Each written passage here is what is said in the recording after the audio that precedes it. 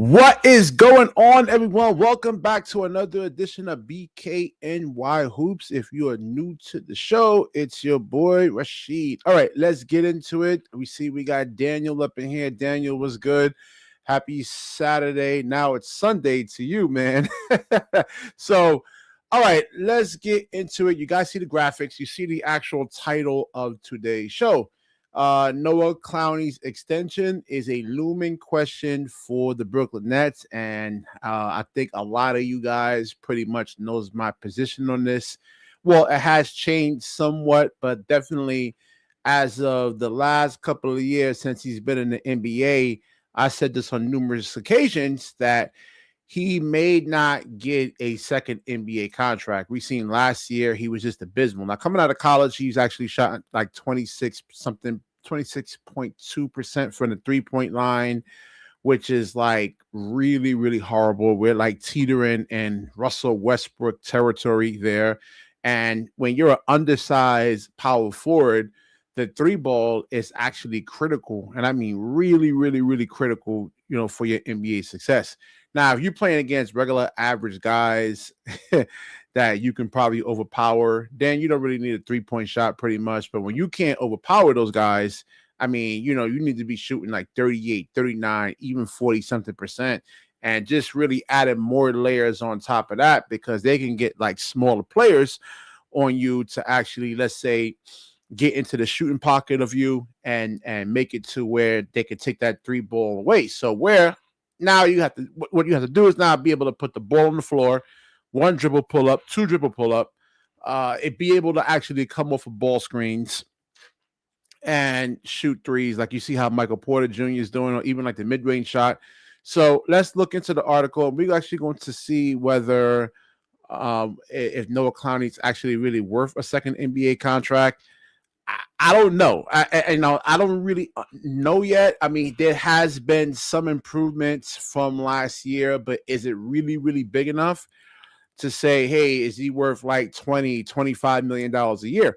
So we're going to look into the actual contract. The news article. This actually comes from Nets Daily over here. And let's break down what they actually have to say. And we're going to go into what's the critical thing that Noah Clowney needs to work on. And I'm going to show you guys.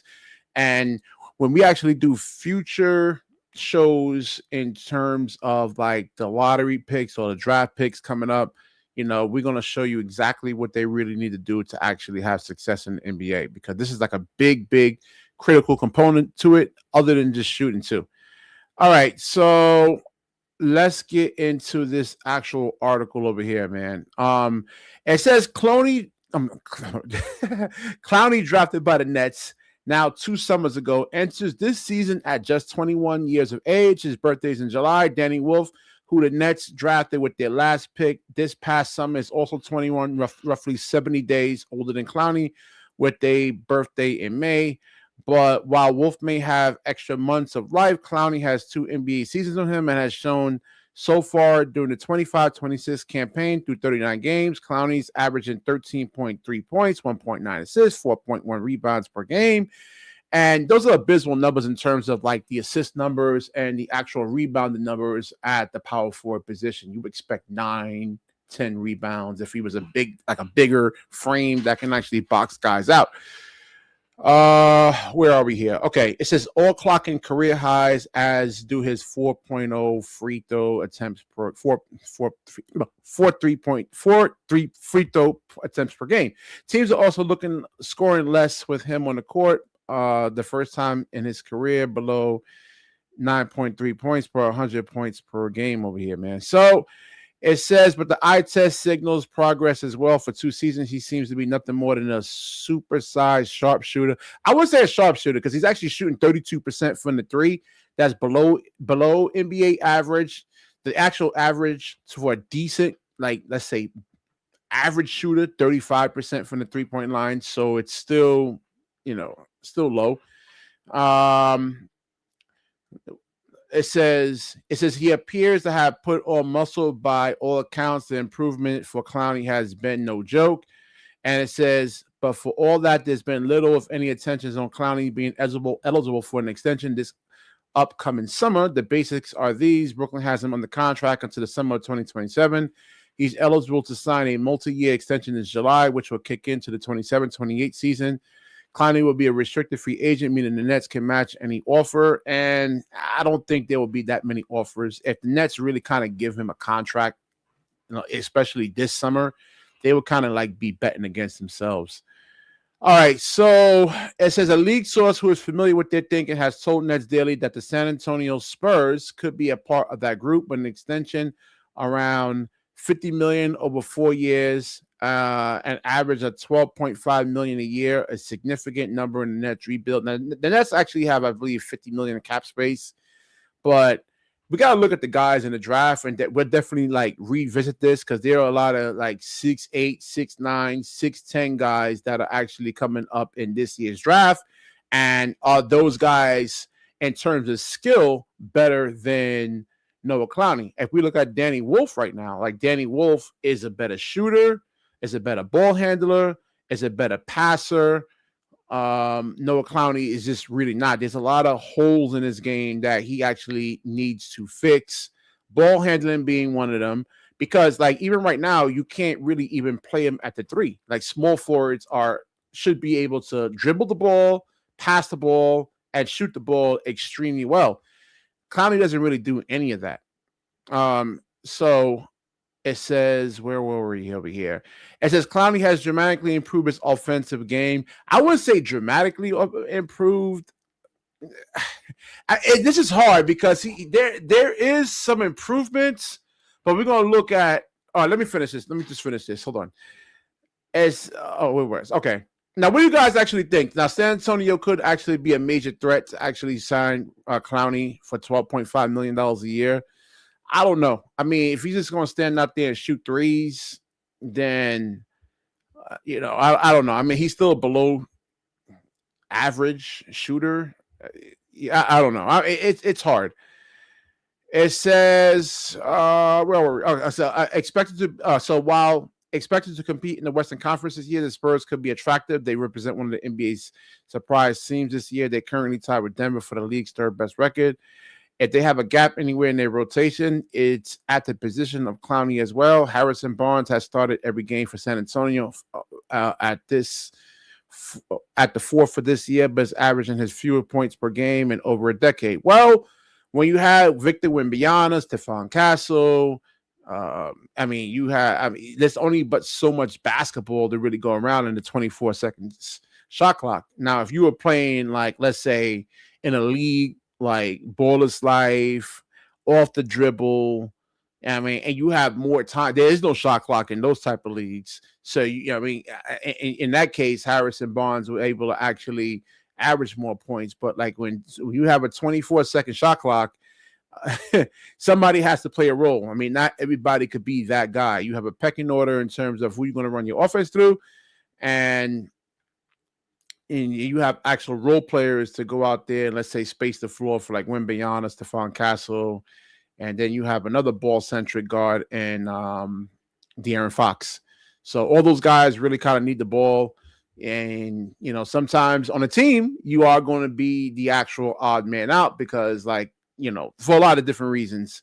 This is not a show based on. All right, so let's look into the actual power rankings in terms of the top power forwards in the NBA right now, and let's see where Clowney actually fits into that and whether he's really worth $12-something million a year.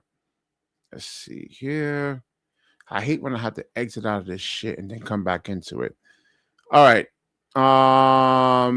So Torrey Easton. Let's see. I can't even pronounce this guy's name over here, man. I'm not going to try. So DFS, Dorian Finney-Smith. I think Clowney's better than him. Obi Toppin in Indiana. I think Obi gives you better 3-point shooting. Yep, 36% from the three. So he's better there in terms of Obi Toppin. Jeremy Grant averages more points. Well, he was averaging 20.1 points a couple of years ago. So he is versatile. Let's see. Rui Hachimura. I don't know. PJ Washington, I would say PJ Washington is better. Again, better 3-point shooting. Draymond Green, we know what Draymond can actually do. At least he can actually guard like power forwards, and he can, let's say, like lock them down, but he can make their life a lot harder, make them have to work for their points. Where you see Noah Clowney, like you got like Nas Reed. I mean, he was just like bully a Clowney. We seen actual like guards like push Clowney. So John Collins, let's see, Jabari Smith Jr. I don't think Clowney even makes this list. Miles Bridges. Oh, hell yeah. Definitely, man. Definitely Miles Bridges. Definitely a true power forward at 250 something pounds. Santi Amalda, better 3-point shooting, better rebound. No, same thing with the rebounds. But yeah, no, 6.4 rebounds. So that's more than Clowney. His assist numbers are actually better. So you got to play make too, man. And we seen Clowney, right? He puts the ball on the floor. There's two defenders there. He'll still try to force a shot a lot of times. Now he did actually get better. Keegan Murray. Let's see, Tomita Camara. I haven't seen this guy play yet, but again, the 3-point shooting is just way better. Tobias Harris. Yeah, you would still take Tobias Harris over a Noah Clowney. I know it's kind of crazy that I actually say that, but here's a guy like with the Clippers who they ran their offense through, like 7, 8 years ago. He was averaging 20-something points per game. And now, I mean, he can give you, at this stage of his career, like 15, 20-something minutes of that old Tobias Harris that we actually seen with the Clippers. But in terms of like veteran experience, better 3-point shooting, better rebounding, you're definitely Tobias Harris over Noah Clowney. And just, all right, so definitely an Aaron Gordon. We see when Aaron Gordon can actually do when he's actually healthy. He's a mismatch nightmare. So other than like a Noah Clowney, he's actually really efficient at actually putting the basketball on the floor, being able to finish. Definitely a much bigger, better rebounder. His 3-point shooting this year is actually at 43.6%. 43.6% from the three. All right. I still like him and like Aaron Gordon really attacking the rim. I don't like him shooting threes because like if they can get like smaller defenders switched on to him, I mean he's a nightmare and they would cause like the opposing defenders to have to actually have to collapse and then try to get the ball out of his hands. And then on bigger defenders, he's actually able to really put the ball on the floor. So I mean him shooting a bunch of threes is kind of neutering him somewhat. So, yeah, Lauri Markkanen. Yeah, I mean, Clowney doesn't even make this list over here. Cam Johnson is definitely better than Noah Clowney. Zion, yeah, definitely better than Noah Clowney. Julius Randle.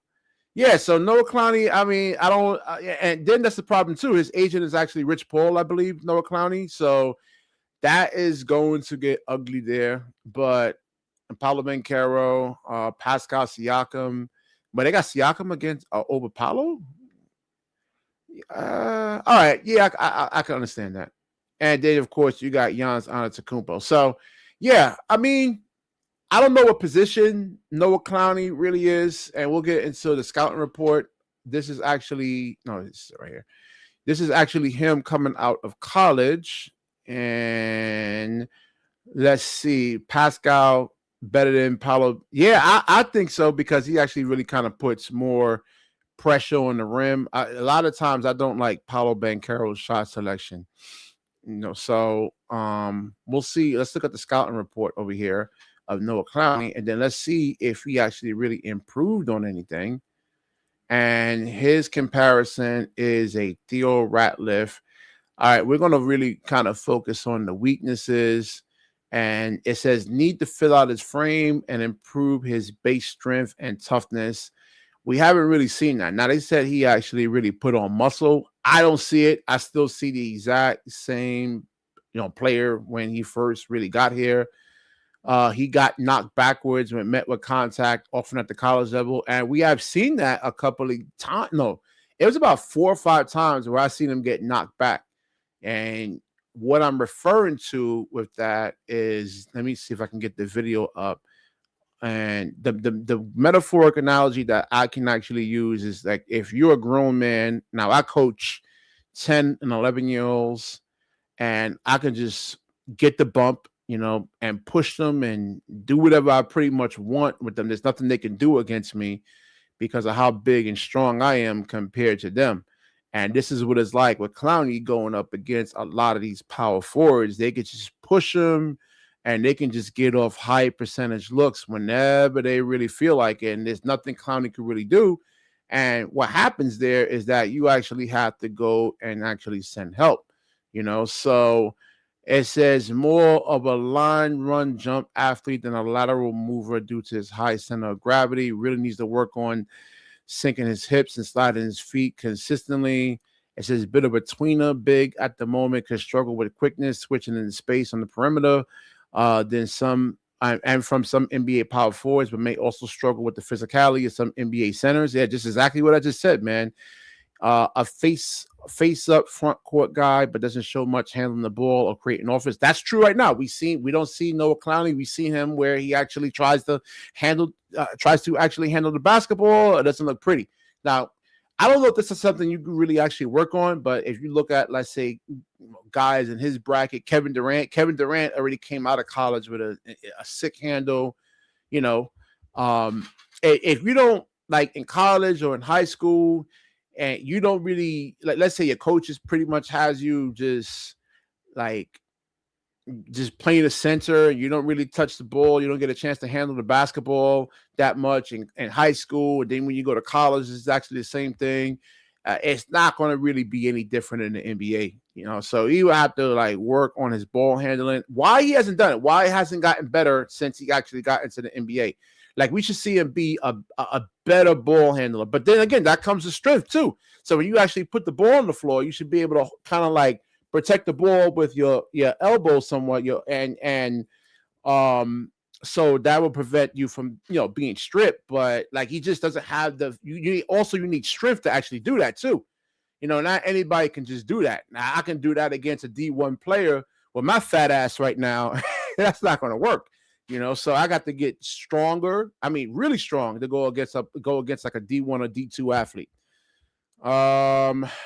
Okay, so where were we?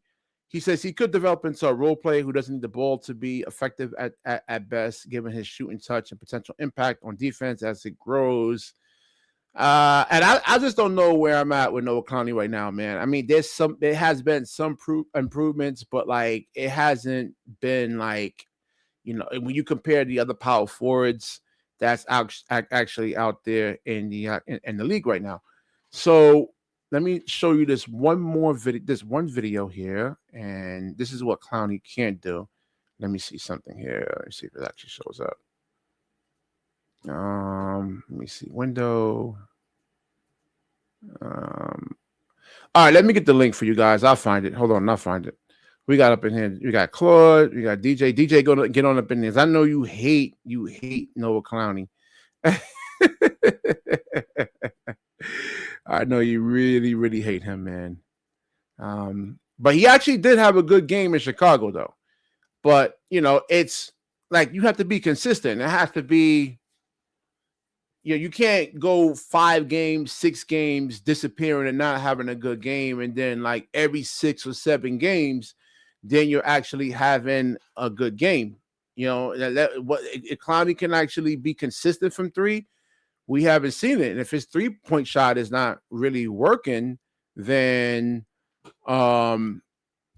he's really, it's like playing 5-on-4 basketball out there, pretty much. All right, so let me get the video up here. Oh, here we go. Let me see if I can get this. Let me show you guys. Let me see. Why is it not showing? Normally it would show up here. Oh, here we go. Okay. All right, so this is what Clowney needs to really do to be effective on the NBA level. This is why he's never, ever going to be successful. This is Brian Scalabrine right now, playing against a college player. Now, in this video, Brian Scalabrine's actually retired. and he's going up against, I think this is like a Division II player here. When I say winning the bump, all right, you see the separation right there that Brian Scalabrine just got? Now, Clowney cannot do this. Like, he can't move guys like this. So when you can't do that, either you're going to get your shot blocked. You're not going to get a high percentage shot, really. And you're going to have to put the shot like the English on the basketball. You got to put that thing high up. But this is what Clowney has to do, man. This is what he actually really needs to do. I'm going to show it one more time. And y'all going to see me refer to this a lot, when it comes to these players coming out of college, because this is actually key right here in terms of like being, and this is what makes LeBron James, and it's not like LeBron James is so special and he's so skilled. This is what he does. He plays bully ball, and when you can do stuff like this, you actually have to send a second defender at that player. And then if you have 3-point shooters that are wide open, they can get good shots off. But like, if you can't do this, I mean, there's no reason to send a secondary defender at you at all. So, and then like, you probably could get some screens for Noah Clowney, let's say, so he can get a high percentage shot off. But that takes too much time a lot of times in the shot clock. And the shot clock is everything, man. If it wasn't a shot clock, I mean, Noah Clowney would actually really thrive more. But let me see. DJ, where you at, DJ? I mean, I thought you want to get on up in this over here, man. Let me see what you guys are actually saying. How many minutes have I been on this? Let's see. We started this. What do you say? Let's see. He doesn't make the list. Yeah, you're right. You're right, DJ. He definitely doesn't make the list. Danny Wolf is a better shooter. Danny Wolf coming out of college was like 33, 34%. Daniel. I'm sorry, Daniel. Yeah. So, and Noah Clowney coming out of college was actually 26%. He says all these guys are averaging more than Clowney. And then you also got to really kind of think about the new salary cap. And, most of these guys aren't going to really get paid. Will it be like another Cam Thomas situation? I do not know. But let's see. We got 9 people up in here. I guess nobody really cares about Noah Clowney, man. So all right. So I mean, that's all I really got. Wait, did I put the link in here for you guys? Let me see. Did I put the link in here? I thought I put the link in here. Let me see. Right here. I think I did. But if nobody's gonna call into the show, I mean, all right, here we go. We got DJ up in here, man. Yo, what's up, DJ? What's going on, man? What's up, man? Yeah, you did. Oh, there you go. Oh, you did? Yeah. No, I have my volume low on the audio side.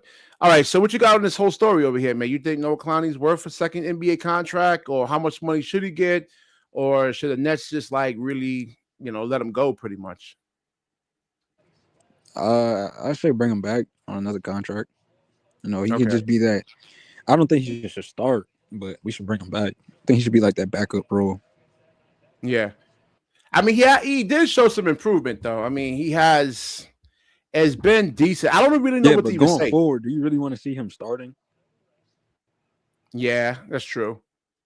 I mean, I don't mind him staying. Like, I don't think him leaving is like what else? We don't really have anything else. We're like, yeah, keep him for right now, and then maybe down the line you might get something better. But yeah, for the first couple of seasons, you didn't really see anything. I'm gonna try to be a little bit nicer because, like, as a basketball player, I mean, as long as you have like the physical traits, like you get the physical ability, I mean, that's what it really takes in the NBA's genetics. I mean, you always can get better as a hooper. We've seen Claxton actually get better. But if you look at Claxton yesterday against the Bulls, I was watching the game. Who was that center with the glasses that I forgot the guy's name on the Chicago Bulls? What's his name? You talking about Jalen Smith? Yeah. So we seen Clowney try, Nick Claxton try to play bully ball on him. And again, this clip that I actually show people over here in terms of like getting the bump. This is another big thing in basketball. If you can't do this, then you don't really belong in it. Like I would say, yeah, like this clip right here. Let me just show it once again. Like getting the separation. Hold on. See, out in the comments, bro, the Wizards, their draft lottery picks, bro, they wasn't really playing like how y'all think they was. They wasn't really playing for real. Yeah. Outside of Denny Adia, which was a mistake, the Wizards is dumb for giving them Denny Adia, bro. Yeah. Denny was really the only lottery pick that was really playing for real, bro. Yeah. The only one getting minutes. So you guys gonna see me refer to this over here. This is Zach scenario, and we're gonna be looking at all the future, the players that the Nets can actually potentially pick.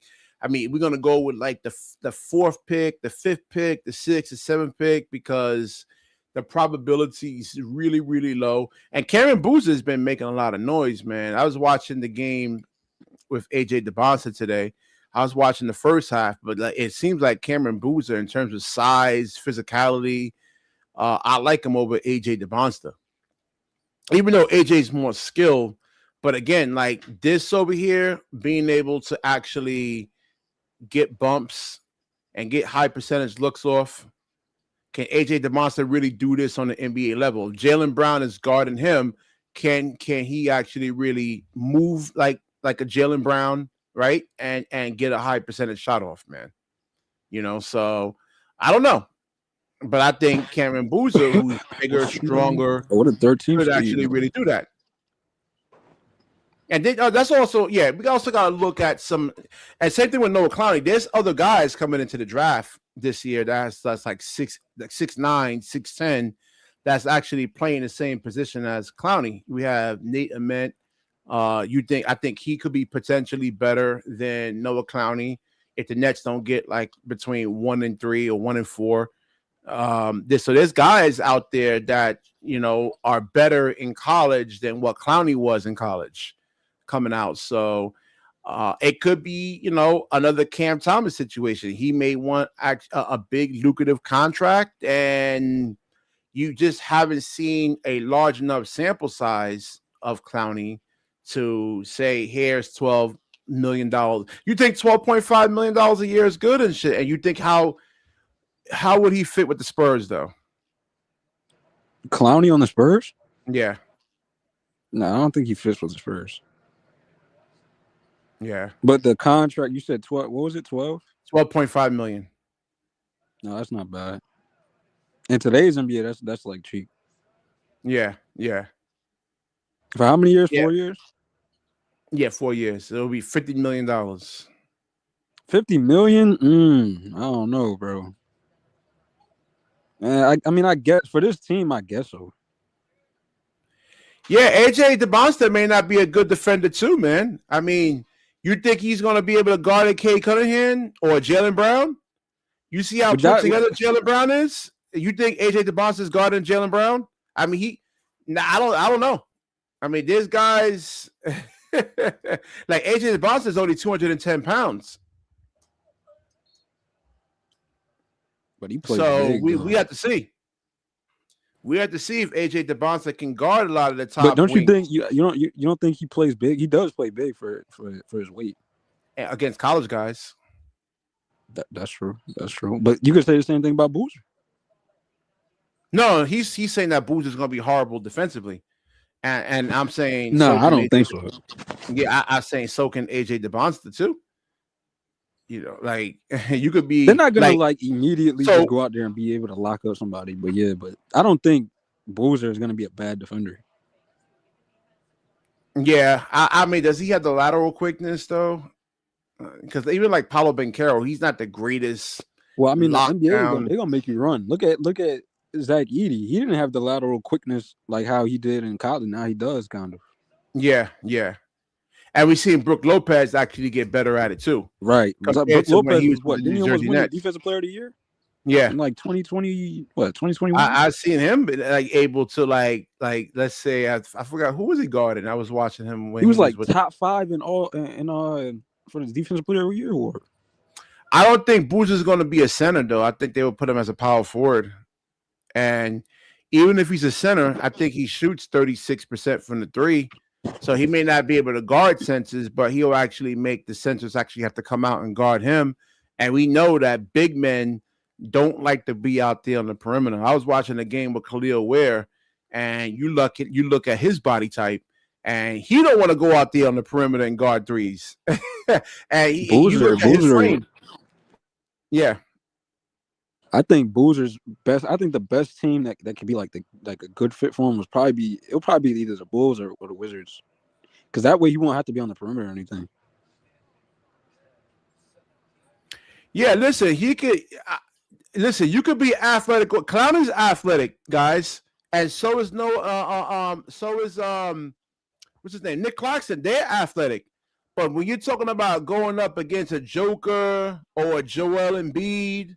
I was watching the Philadelphia and Dallas game, and Cooper Flag was struggling to really score against Embiid. I mean, Cooper Flag looked like a high school kid out there. He couldn't do anything against Embiid. He's like a child. Yeah. So and look how athletic Cooper Flag is. So that doesn't mean anything. I just told you guys got to be strong, man.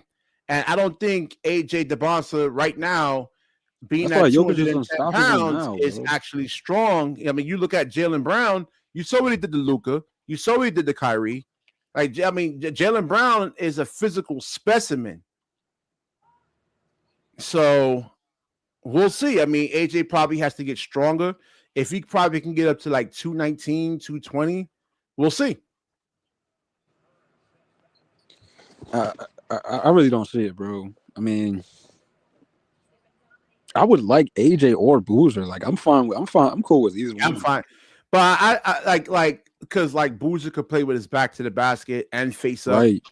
Yeah, that's what I like that. I like Boozer at the 4, and then you put Clowney as the backup. And then I think Wolf might be better effective as a center, bro. Yeah. Because he cannot play power forward, bro. Now, you actually think that he's better than Noah Clowney in terms of skill? No, I don't. Well, in terms of skill. Passing the ball, regular basketball fundamentals. I think he's a better passer, yeah. But outside of that, what else does? I mean, really, I think Noah Clowney is a better shooter. No, I mean, we know Danny Wolf is a better shooter. Like. You think Danny Wolf is a better shooter than Clowney? Well, he came out shooting better from college than Wolf shooting this year, bro. Like 34%. He doesn't really take a lot of threes. We have to see like Clowney's taking more threes. I feel like it's debatable between the shooting. Yeah. Because Clowney is shooting what, 34? He says Caleb Wilson over Boozer. Yeah, Caleb Wilson. I want to know what y'all think. Clowney, you put Boozer at the 4, Clowney as the backup, and then Wolf as the 5, bro. But like, who will be our center though? Because I don't think Claxton's gonna be here long. Well, Danny Wolf gotta get stronger too, man. I mean, he plays. I don't know if it's a confidence. Well, would you draft a center this year? Because how long is Claxton gonna be here realistically? He has gotten better, man. And he actually really going forward, he had some impact in that Chicago win. I was actually surprised because like there's guys that are definitely way more physical than him. And the last couple of years, let's be real, BK, you're not winning a championship with Claxton as your center. Yeah, that's true. As a starting center, no. As a backup, yes. Yeah, that's true. But then, like I said, Claxton does have some value. I'm not even when I was Claxton, no, I'm not saying he doesn't. Yeah. I don't know, bro. I just think that Claxton does have some value. Like he in terms of like being able to switch on to the guard. So when I was trashing Claxton all those years, I did I say he didn't belong in the NBA? Yeah, I did say that. You know, just from an offensive perspective. That was wild, bro. I never agree with that one. Because I think like this is not football. I think you have to play both spectrums, man. You have to play good offense and good defense. And he wasn't playing neither, and didn't like what position. It's the same thing with Clowney. I mean, but it was well deserved. He was playing trash for like a couple years, bro. Yeah, he has. Yep, I definitely agree. So we were just calling it how we saw. I mean, this is the first year he's been playing good. Like this is like probably his best year. Yeah. The defense is still bad, but well, again, he won the matchup again in that Chicago Bulls because I was too tired the other night to do a live. Vucevic is old. I mean, what matchup did he really have? The other starting center, the other guy.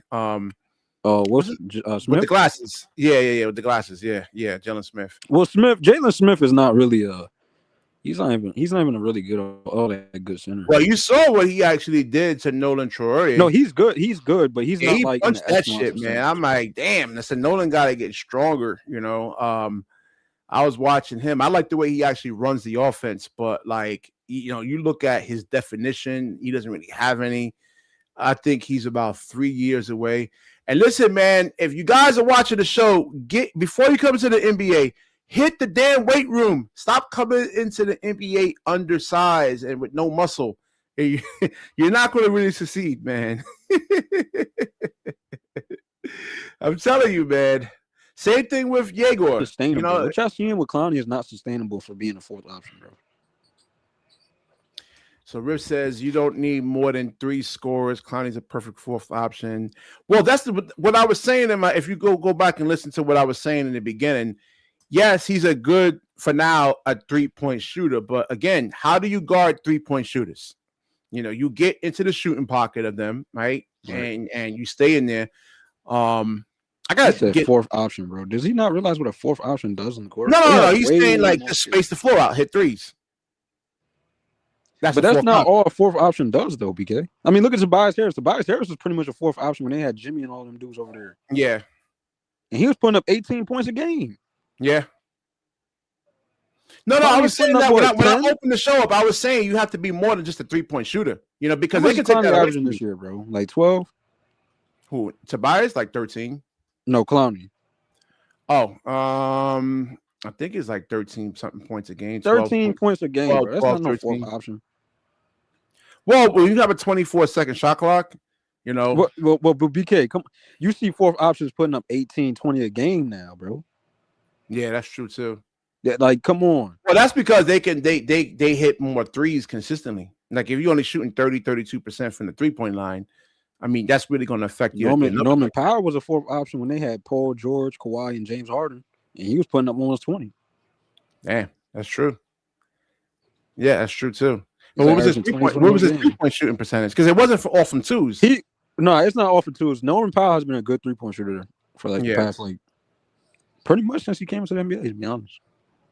Yeah, Claude Smith saying players are leaving college too soon. That's why. Yeah, they have to get stronger. If you come to the NBA, I do agree with Claude. That is true. Yeah, you have to get stronger. This is the main thing. Look at Bronny James. Y'all gonna see me, like I said, when y'all watch this show and we go over these college players, like we're gonna do Kareem Lopez next. We're gonna be referring to this because in order for you to be a star player in the NBA, and let's say they have to run their offense through you, you got to do stuff like this. You got to be able to bump guys and move them so you can get high percentage shots off. If you can't do this against the bigger, stronger, you know, like power forwards or small forwards, then you're not going to really have a long career. So other than shooting in basketball, this is like one of the most other important critical pieces. This is what makes LeBron James before you came on, DJ. I'm not saying LeBron James is the most highly skilled guy in the world, but him being 6'9", 260 pounds and being extremely strong, I mean, he can just do this whatever he pretty wants, and you have to send a second defender. And LeBron's prime, yeah, and you have to send a second defender at him because he can just keep getting constant high percentage shots off. So this is what I'm kind of looking for in these future players, guys that are extremely strong. And right now, you look at Noah Clowney, he can't do this to most players. Now, they can get some switches, and he can get, like, let's say, a shooting guard switched on to him. But then that takes a lot of work, man. That takes a lot. You got like let's say you got shot clock at 24 seconds. You bring the ball up. Now you have 19 seconds on the shot clock. So it's just too much to try to get the switch on for like Noah Clowney to where he actually has an advantage. He needs to be able to do this to guys in his own position, and he can't right now. He definitely needs to improve his ball handling skills. Yeah. I mean, if you're going to be at the power forward spot, you got to have some ball handling skills. Yeah. Well, I mean, not really. I mean, if you look at what MPJ is actually doing, he's a small forward. Yeah, but it's not like he's not breaking his defender down off the dribble. It's coming off of like moving without the basketball, attacking closeout. I mean, I get that's two different positions, though. No, I mean you can still do that. I mean, for him, if you look at his build, he's 6'10", but I mean he's a better ball handler than what Noah Clowney is, definitely. No, he is, but I mean, like what I'm saying is that like MPJ is doing it off of one dribble, two dribbles, and you think Clowney can do that? You think Clowney could get to that? I don't know, man. He hasn't really been given that opportunity in high school or in college, and I mean he's getting an opportunity right now. But I don't know. It takes a couple of years, man. I mean, I don't know. And what's up with y'all boy Cam Thomas, bro? He been shooting poorly, bro. Nah, the referees, man. You saw the video I did a couple of months ago. He's not scoring like how he's not scoring. If he doesn't get help from the referees, if they don't call those ticky-tack calls, I mean, you see the guys that are guarding him, like Kobe White's athletic, and just Cam Thomas. At the numbers 18, 15, 11. I'm always going to revert back to this video right here. And if you're Cam Thomas, and just bring him off the bench, bro. Like, just keep him on the bench. If you're Cam Thomas and you can't do this to the guy you're guarding, you're going to struggle. If you can't do it, he can't do it. A lot of the guys that are guarding him are bigger, stronger, longer, and, in terms of like their fast twitch muscles, they can jump. It's hard for Cam Thomas to really get clean, high percentage looks off. Now, if you have, what's his name? On the Rockets, what's his name? Reed Shepherd guarding you. Yeah, Cam Thomas can do it. Reed Shepherd is 100,000 times better than Cam Thomas. No, I'm talking about, but you look at his build, right? Compared to, like, let's say if you had Cade Cunningham guarding him. Bro, but look what Reed is doing in what? Isn't this his second year? Yeah. Third year. Reed is really outplaying. Like, that's crazy, bro. Yeah. Like, he's gonna end up winning 6th man of the year, bro. Well, Reed can shoot. I mean, if you can shoot threes. Yeah, but he can shoot. He can go down. He's a better finisher at the rim than Cam. Like, I'm just looking at all these young players, younger than Cam Thomas. Yeah. And they're just better. Why Reed, what was he, a third pick, Reed Shepherd, compared to Cam Thomas? I mean, there's a reason why Reed was what? I think he was number 3 fifth pick. Fifth pick, right? Yeah. No, was he? He might have been third. I think he was number 3. Let me look it up. I think he was the third pick. He might have been third. Yeah, you might be right. Yeah, I think he was the third pick. Yeah. And Cam Thomas is 27. And there's a reason why Cam Thomas is 27. I mean, Licky was good, man. 26 teams passed him up, man. And it took, from what I hear, it took a nudging from Kevin Durant just to get Sean Marks to even draft him. So he almost went into the second round. And it's not even just us saying this, bro. I be watching this Laker channel, bro. And they were cooking Cam Thomas. Like, they were all, like, sitting around on this couch, like, these Lakers fans. And they were just, like, talking about the Brooklyn Nets, bro. And they were like, bro, if you can't defend, you can't get down there, get to the paint, and finish around the rim at a high level, bro, what are you on the court for? You just going to go out there and score? And he's going to be an on-ball scorer the rest of his career? And I don't know. It's Anthony Parrish. He said, since I actually met Mike D'Antoni, the Knicks are actually not Mike D'Antoni, Mike Brown. I'm sorry. The Knicks are 1-8. That's crazy, man. Well, this is what I was telling AP. I mean, teams right now. This is mid-January right now. Teams are really going to start amping it up now. I mean, they don't really go as hard. Yeah, teams are starting to play hard now. They're starting to play harder now. The first 20, 25 games, they don't really play hard because it's a marathon. If you actually go and run the New York City Marathon, which is like 27 miles, you're not running full speed. You're jogging and jogging and jogging. And then when you get to that damn finish line, then you start going hard now. But, yeah, teams are starting to play hard. And And I'm gonna say this, bro. The Knicks, y'all saying BK's fault. On no trolling, bro, but it's like the Knicks, the free agency picks that they got, bro, was terrible. Like what Yabusele, that was a terrible pick from the Knicks, bro.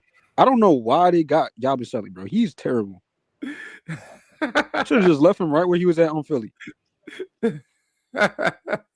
And then y'all brought in Josh Hart. Isn't Josh Hart back? Because he brings Josh Hart been playing well. What's his name from Utah? Old boy with the tats. Jordan Clarkson, bro. I don't know why y'all brought in another ball handling guard. When y'all already had I think, like Miles I said, their main problem is like Cat. Not because I asked Mike Brown when I saw him. I said, "How you gonna make Cat play better defense?" He laughed. He can't. He cannot play defense without Anthony Edwards, bro. Yeah, he hasn't played defense since he left Ant-Man, bro. Yeah, because he can't play defense, and it's also the decision making with him on offense, man. Like he'll like, let's say he gets by his guy, shot fake, get by his guy, and you have like a guard come up and take a charge. Instead of just pulling up for like a 10-foot floater, he'll still run over that guy and take a charge. I mean, it's stuff like that. I mean, he can win you a game and he can also lose you a game. I also wanted to ask Mike Brown that when I seen him, man. I was like, he just walked away from me. They should have kept Tom Thibodeau, man. Bro. I was like, yo, but this is true. I said, no matter, it wasn't Tibbs. I mean, how do you make Cat play better defense, and how do you honestly do you think they should have just kept Tibbs? Yeah, Tibbs wasn't the problem. I mean, he was running them guys into the ground though, BK. Yeah, but you have to have guys. Like, the thing is, those bench guys, right? They only have like one thing that they do really well. That's what got them into the NBA. And if I'm an opposing coach, I could take that one thing that you do well and force you to do something, take away your one superpower. And if you don't have any counters, then you're useless out there. You know, so if you have a Mikal Bridges out there, I mean, you could run him off the 3-point line, but then he has a 1 dribble pull up. He has a 2 dribble pull up. The Knicks might as well just go see if Giannis is available, bro. That's not going to help him either, man. You need an arsenal. You need a better bench.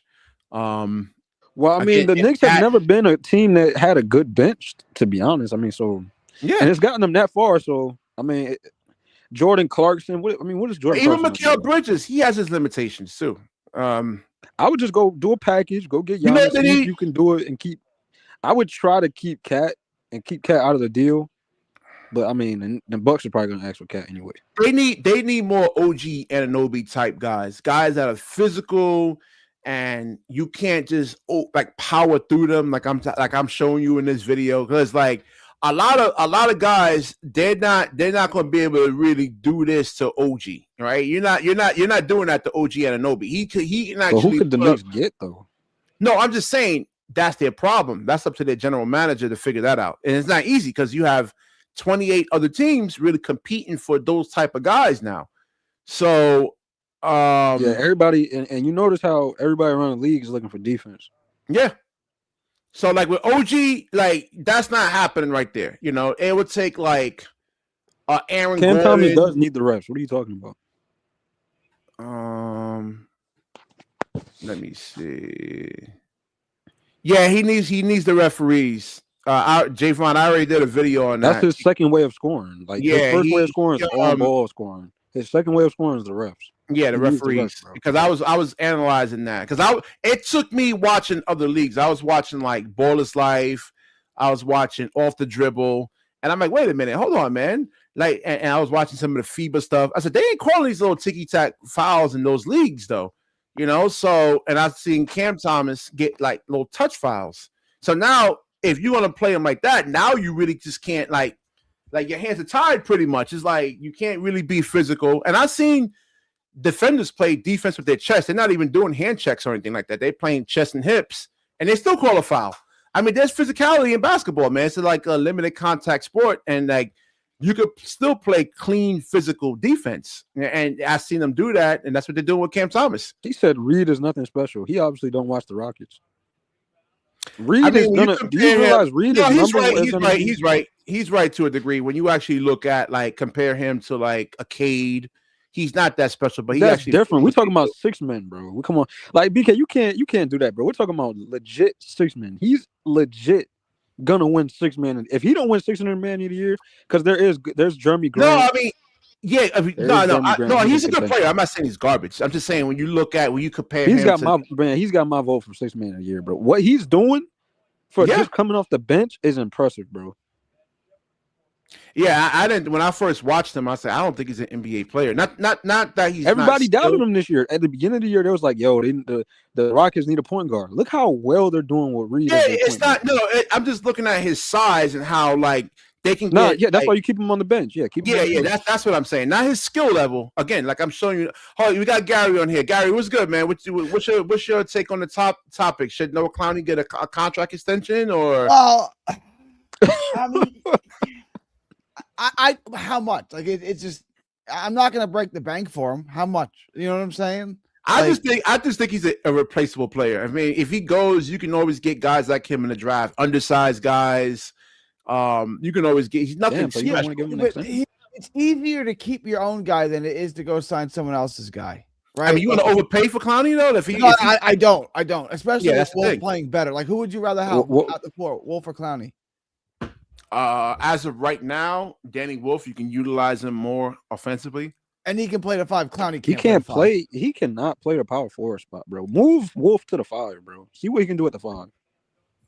Yeah. But you can't use them together. You'll get no rebounds. If you use Clowney at the 4 and Wolf on the 5, you'll get killed on the boards. Don't start him. I say keep Wolf on. But I'm saying you can't use Wolf and Clowney together. You can't use them together. You can't. No, you can't.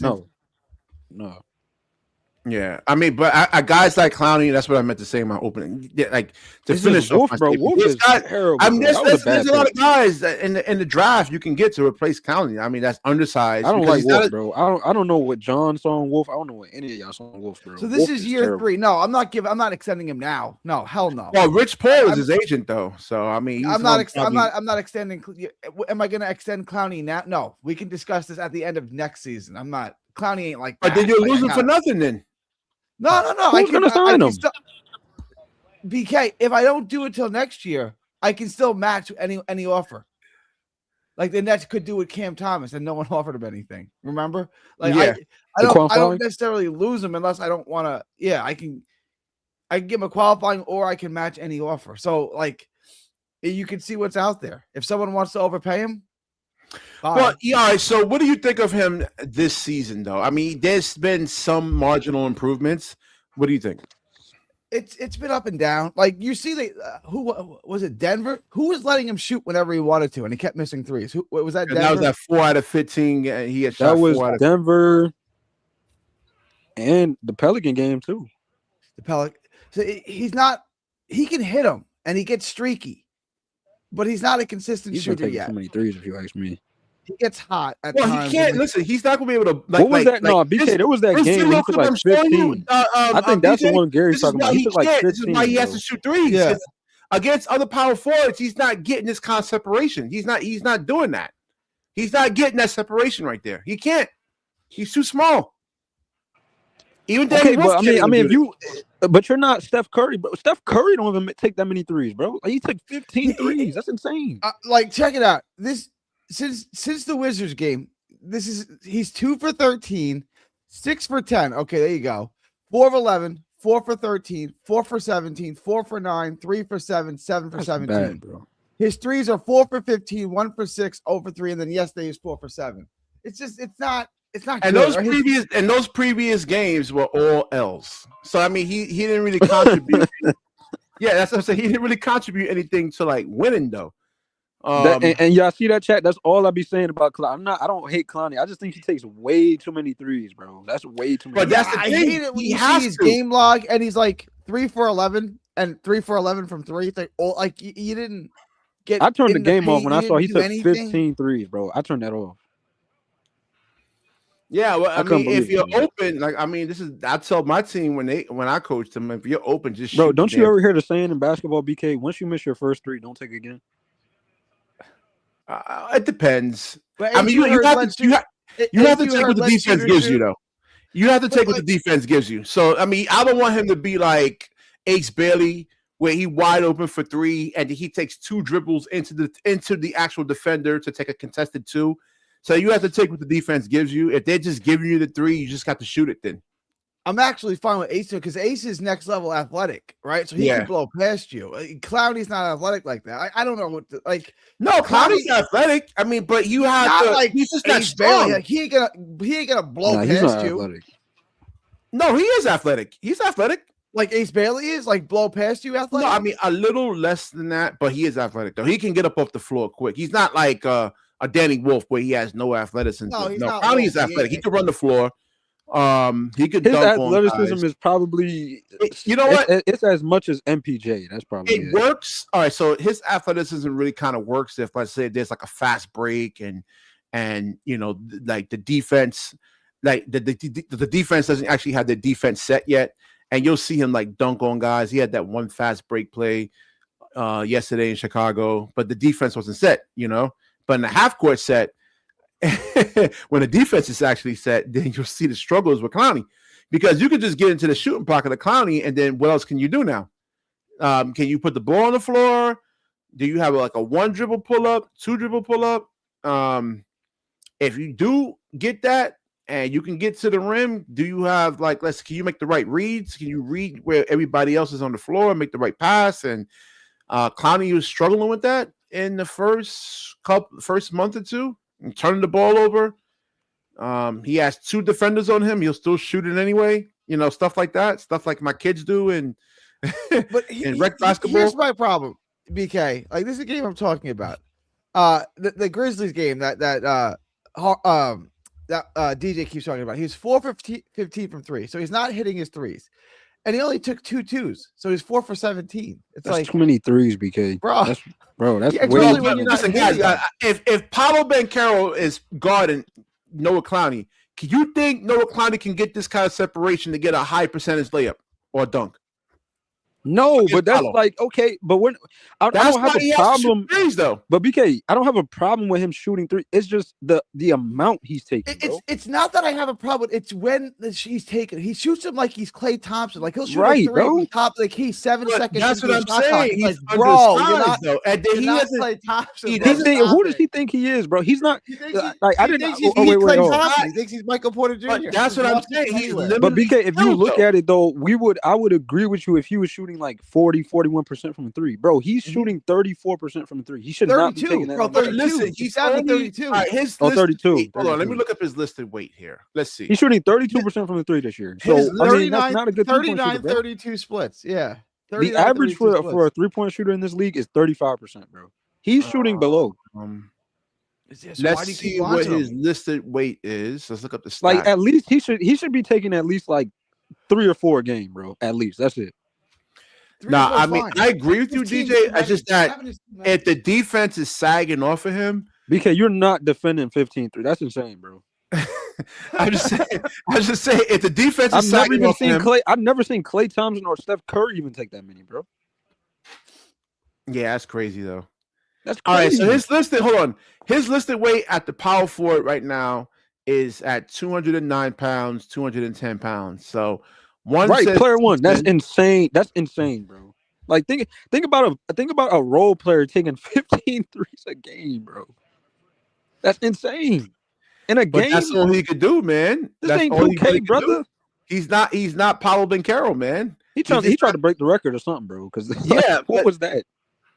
Yeah, 31% is garbage. I was saying I think he played a game of 2K and used himself and just like shot a bunch of threes in the game. And he woke up one day and was like, I can do that too. You know, like I don't want Noah Clowney really putting the ball on the floor. No, I do want him to. If you can't put then take him out of the game. Then play Wolf. You know what I'm saying? If he can't put the ball on the floor. Nah, but Wolf is the worst. But like Wolf has to build up. All right, so the Wolf has a lot. He has to stay on the bench, bro. Wolf has to build up the endurance, right? Because the kids I coached, I was about 3 weeks ago. I played a full court game with them for at the 45-minute mark.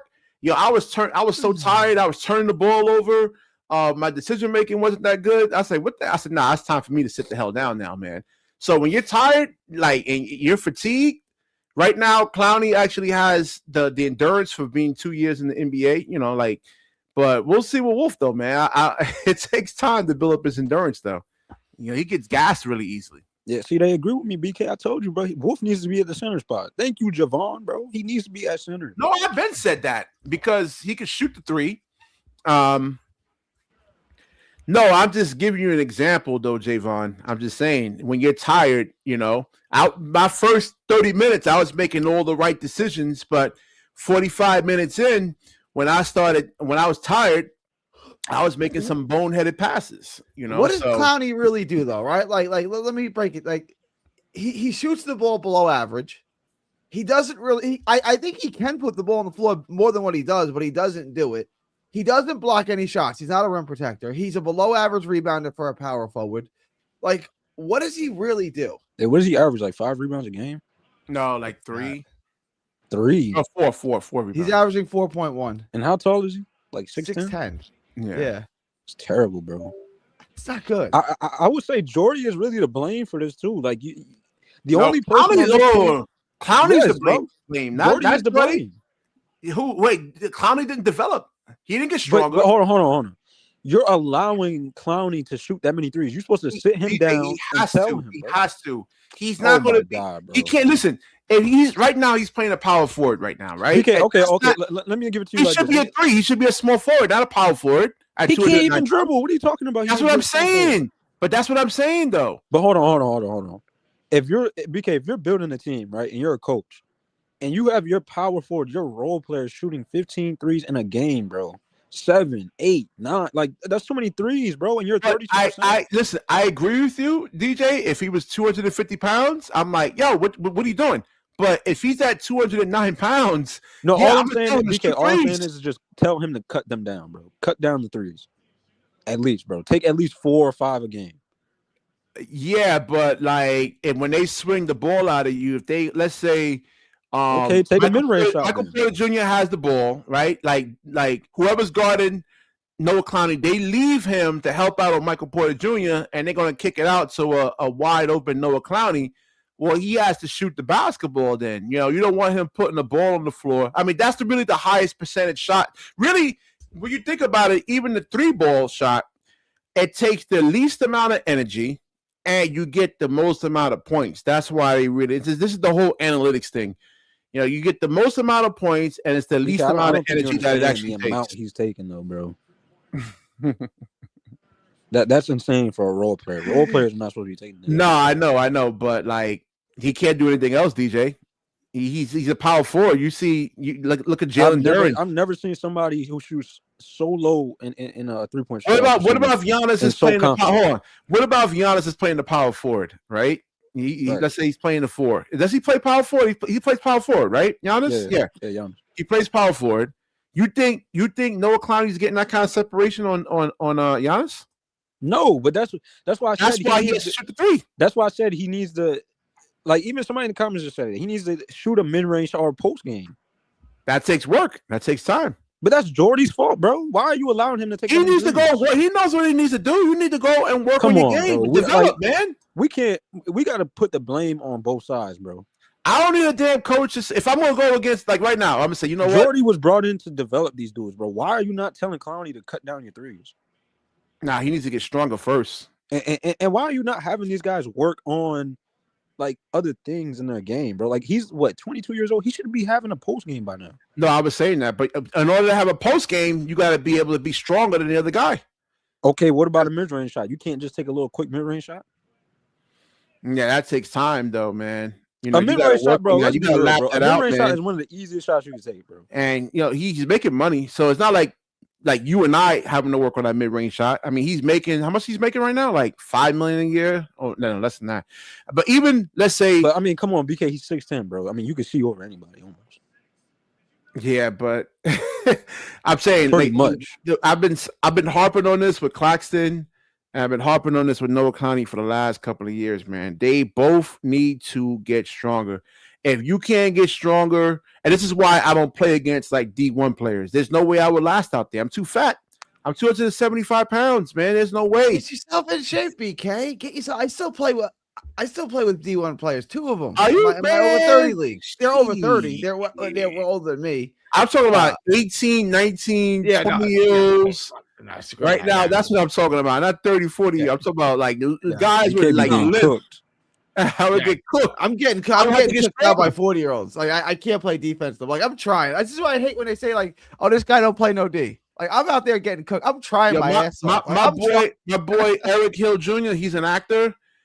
He's 6'3", 190, and I before I met him, I was like, yeah, I could play against a pro. And but, but when I ran into him, I mean, he threw me out of the way. Like I can't box him out.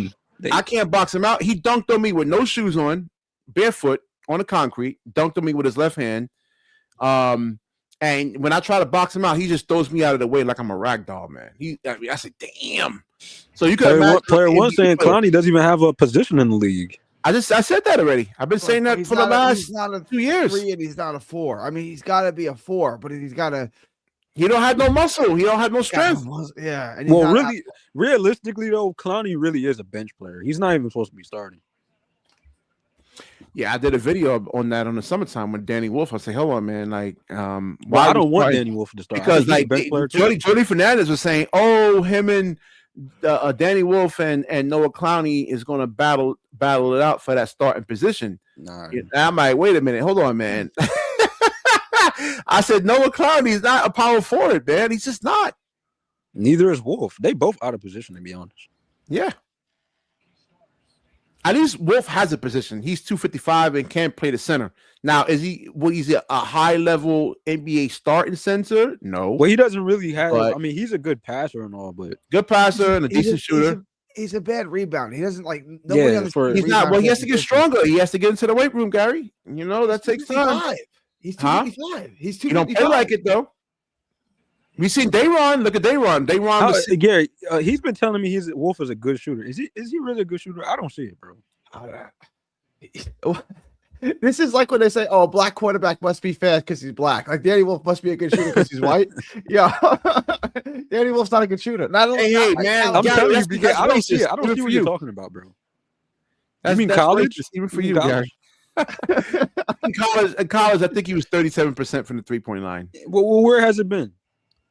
Oh, he's not getting the touches now. I don't know. Now he's not getting the touches. They don't be BK, you can't keep. In that Chicago game, they were looking for him. They were looking for Danny Wolf. I mean, the last game, we have Cam Thomas out there. Like him and Cam Thomas is playing together in the bench, and Cam Thomas is. What's up with your man Cam Thomas, Gary? He's shooting poorly. Javon, that's what I was saying. Like I've been saying this for the last 2 months. Danny Wolf put him at the 5. He's gonna be wide open. Yeah. I remember last year, big guys don't want to go out there. Shout out to BK. I remember last year BK saying he's going to play for Shanghai Sharks or something like that next year, right? I was like, that's ridiculous. He might play for the Shanghai Sharks next year. He might be. He might be. Yeah. Yeah, I saw that video I did about the China thing. Yeah, man, I'm not playing. That's not trolling or anything. I mean, like that. I'm really looking. I'm starting to agree with him a little bit. I think I'm coming around to it, bro. I'm watching Cam Thomas, bro.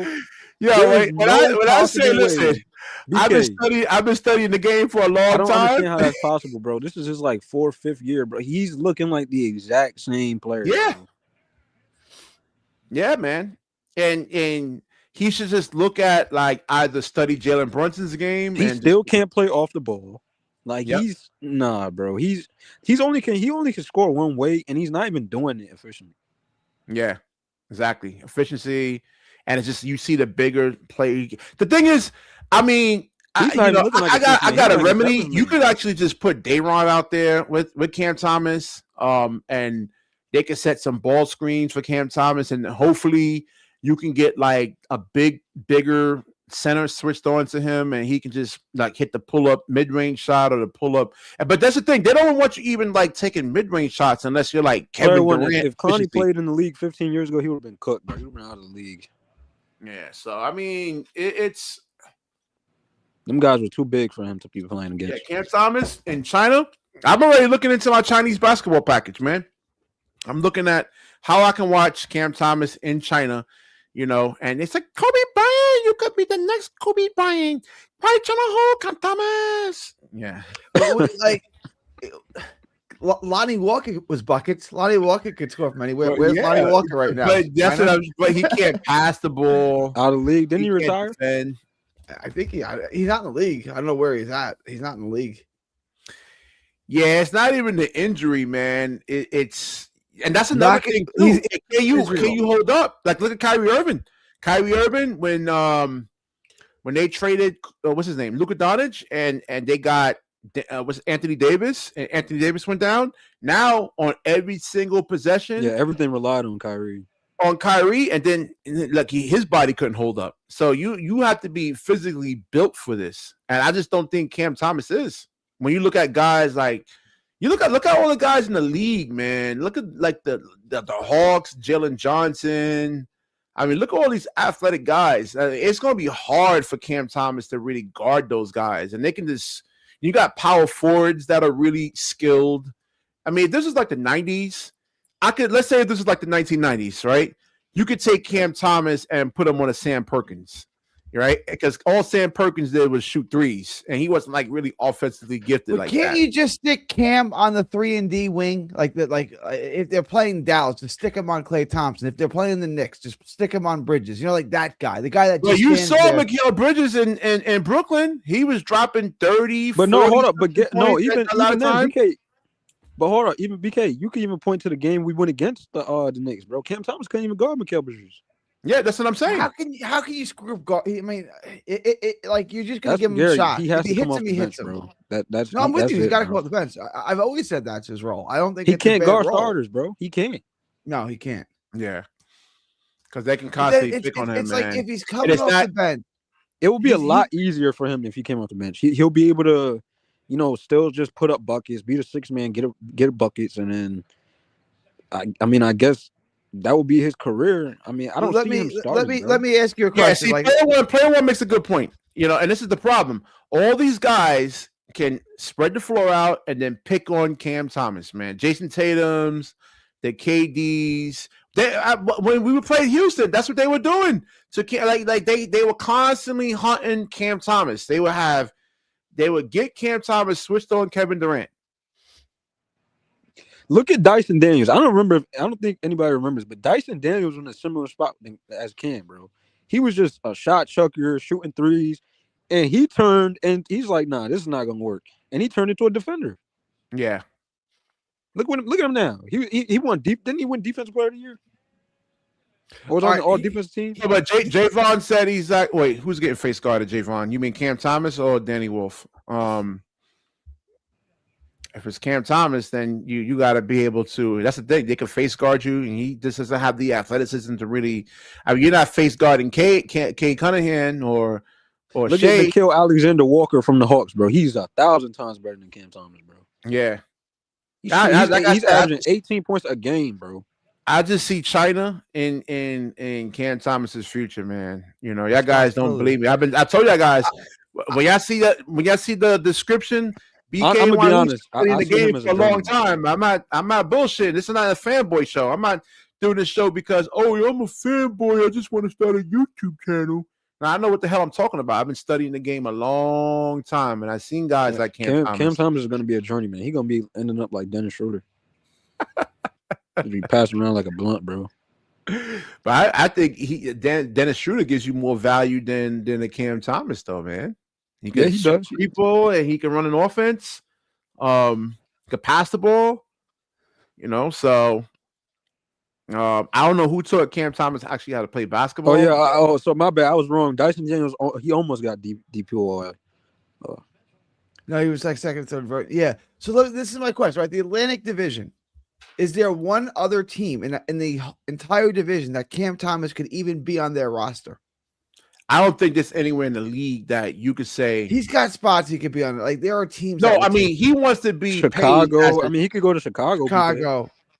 So the Atlantic Division, Boston would laugh at him. Bench. The Knicks would laugh at him. The Philly would laugh at him. So the only other Philly doesn't need him. They don't need him. None of these teams need him. Would Toronto even consider him? Nope. No. Okay, so there's not one team in the Atlantic Division that he even be on. That's what I'm saying. Well, Toronto doesn't need him either because they're third. Did videos on this. I was looking, man. I'm looking. Maybe I was like, maybe the Hornets or the Wizards, they don't need him, and that's crazy. You look at the Hornets and the Wizards, you would think, okay, Hornets and Wizards are guard heavy right now, so they don't need him. Yeah, you would think, but no, man. I mean, I'm looking at the Western Conference right now. The Spurs don't need him. Maybe I'm trying to think. I would say Utah, but Utah is guard heavy. They already got their guards. Yeah, but if you look at Sacramento, they look at the mess that they're actually in. They're still 40-42 right now. They're guard heavy too, though, because but they were in the West. Yeah, exactly. If they were in the Eastern Conference, I mean, they'll be like a borderline 6 seed, right? Even with all the dysfunction that's actually going on over there. I mean, they're 40-42 right now. So, I mean, realistically, probably the Bulls. I mean, you could have them as a backup. I think next year he'll get a 1-year deal, like the vet minimum deal, and that may be his last year in the NBA. I think he'll be on a team next year. I can't. He's just because like he'll be one of. I'm telling you, Gary, he'll be one of those guys that you just bring in for buckets and then go right to the back of the bench. Bro. Here's the problem, DJ. He can't play within an offense. He has to be the offense, and he's not good enough to be the. He ain't Brunson. He ain't Donovan Mitchell. He's not one of those guys, right? Right. So he can't play within an offense. You see this, and that's offense gets bad every time he's on the court. Like, it's just him dribbling around. He ain't good enough to do that. So it's like he's not good enough for me to run my whole offense through. Exactly. You're right. But even though, listen. Even though he could be good, I think you can put him as a 6th or 7th man, come in there and like limited minutes, get some buckets, and then like when you need scoring. Hold on. I'm not saying personally, Bkny Hoops is not saying that Cam Thomas is trash. He's not garbage. He could play. It's just that in order to really score at an efficient level, you got to be able to get this kind of separation or you got to get that separation. You have to. And he can't. He just doesn't have the physical tools. They're saying Toronto, bro. Do y'all realize Toronto?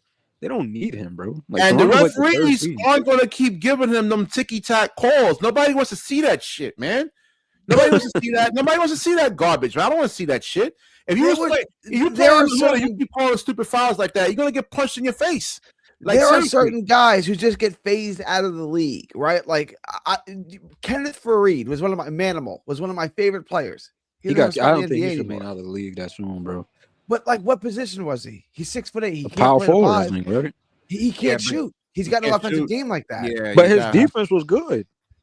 But he's undersized. It's not football, man. We can't play one side of basketball. But that's crazy to think about because how is Vando still in the league? All he does is play defense. Vando, that's why the Lakers ain't going to win because they got him on the roster. Seriously, because he has. He could play defense, but no offense. You look at. I think Kenneth Faried would have worked. Do you think Kenneth would have worked in this league? I think he would have. As a 5 or a 4? As a 4, coming off the bench. He's too small. Like he's too small, and he's got no offensive game like that. Like, he's explosive and athletic and strong as hell, but like, what's his offensive game? You know what I'm saying? He's in a rough spot. Like, when Iman Shumpert was a mid-range player. He just phased out of the NBA. I mean, he stuck around for a little bit because he could defend, but like, Shumpert came in the league and he was a great mid-range player. One mid-range game got phased out, and he was like kind of screwed. Yeah, man. NBA referees are doing Cam Thomas dirty, man. They can give him all the ticky-tack whistles, then you would see Cam Thomas thrive. But as long as the NBA is allowing physicality, then he's not going to be able to actually really. It's like, think about. I do agree with Gary though. He is right. I mean, there's guys that just phase out of the league, like Lonnie Walker. Yeah, it happens, man. You got to be strong. And it's not. And the crazy thing is, bro, it's not even really like because you're just an awful player. It's just you just don't fit in the NBA, bro. Just think about it as an 11, 12-year-old kid playing against me. And there's a reason why. And there's some kids that are nice. I mean, they've been playing basketball since they were like 5 years old, and I run into some kids that got the handles and they can shoot. But what's the one problem? Why they can't beat me is because player one is cooking tonight, bro. He's that's a fact, bro. He's outdated. Cam is outdated. If you would have told me if you put Cam Thomas back when the Lob City Clippers was playing like a Jamal Crawford type, bro, he would have worked back then. Yeah, because like even like I said, the '90s. Go back further than that. Like, cause there was so many like let's say your power forwards and a lot of your Cam got centers cooked in the when they were like offensively challenged.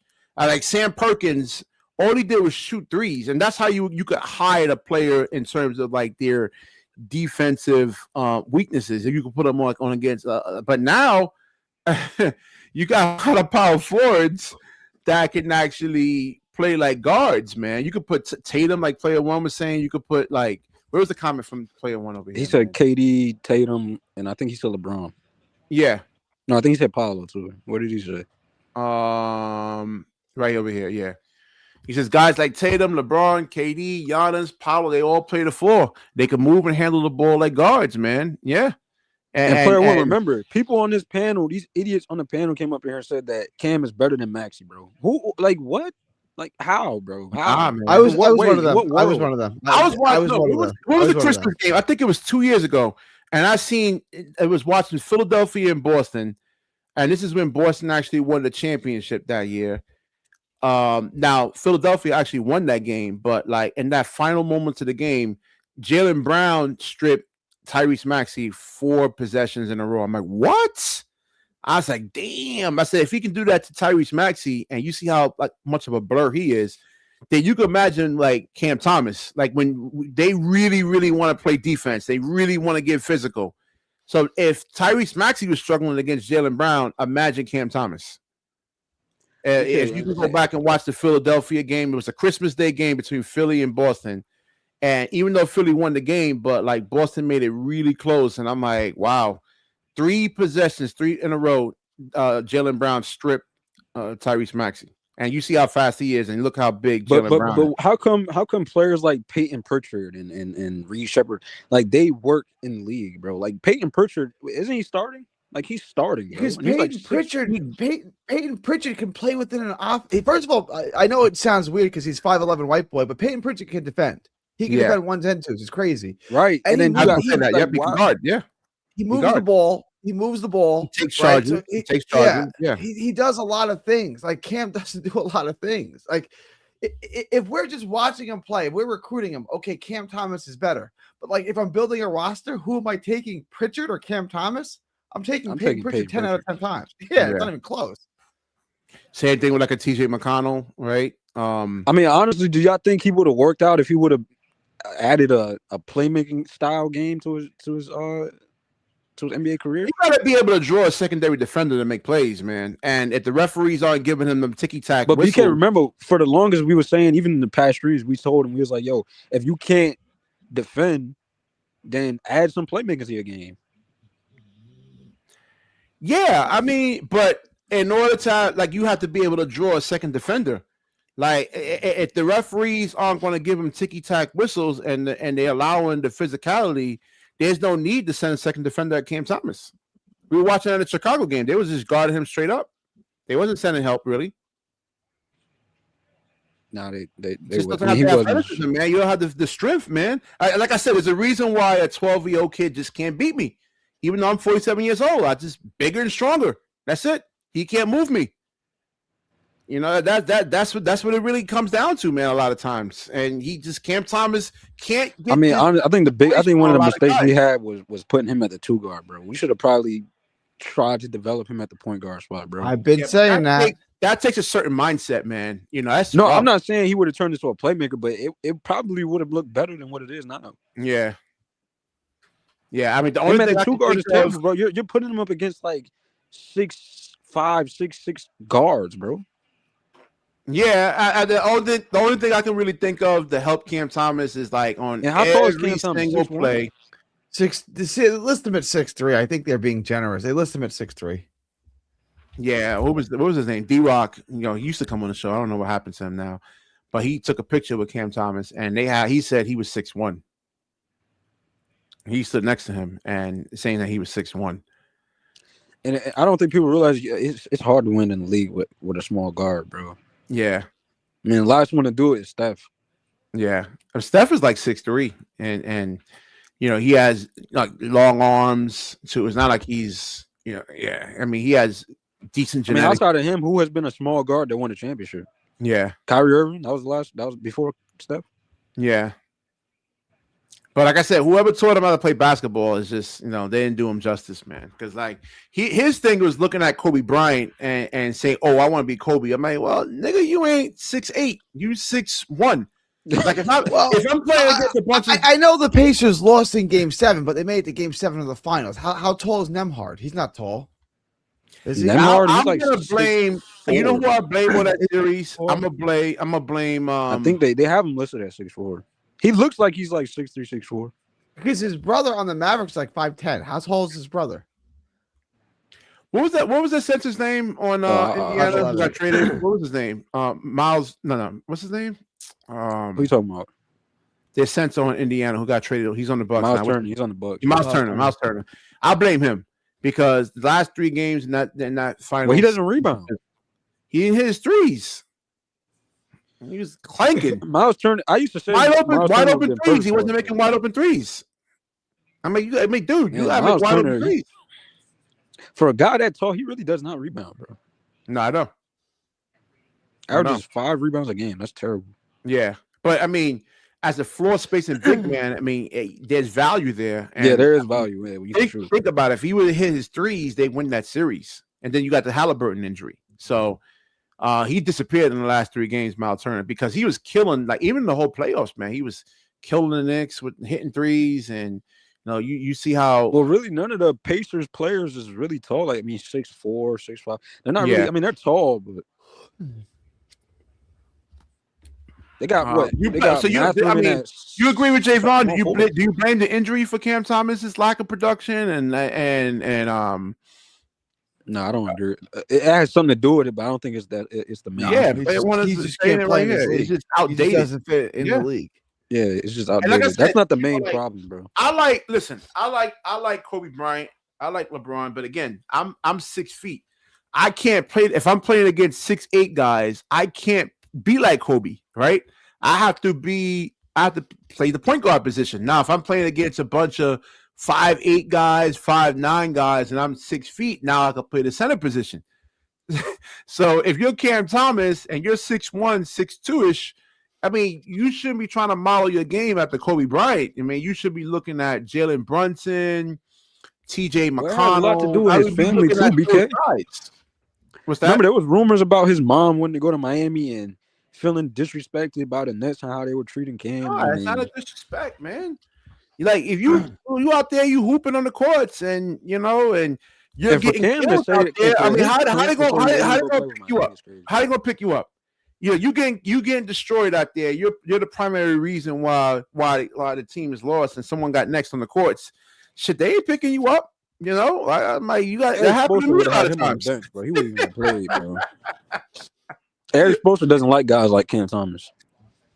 Yeah, man. There's nowhere. Like I said, look at Davion Mitchell. Davion Mitchell is outplaying. He's been outplaying Cam 94 Thomas feet, for 3 years, and he can hit threes. He picks up 94 feet. 94 feet. He's 94 feet. BK, he's like 5'11". He picks up 94 feet, bro. That's crazy. He picks up 94 feet. Cam Thomas don't do that. If you're undersized guard, like Cam Thomas is an undersized guard. You have to be able to pick up 94 feet, and you have to shoot 40% from the 3-point line. If you can't do any of that, then you don't belong on the floor. He ain't lying. Like, he's not wrong in any of that. Like, that's what I'm saying. Like, he doesn't do I love Cam. It's just he doesn't do enough things for today's NBA. Yeah, man. Yep. He does come off stubborn. I mean, he doesn't want to. It's obvious he doesn't want to improve. So. Yeah, he like I said, his mind. Everybody falls in love with basketball for different reasons, and it's crazy because we disrespected Steve Nash, for trying to teach Cam to pass and play make, bro.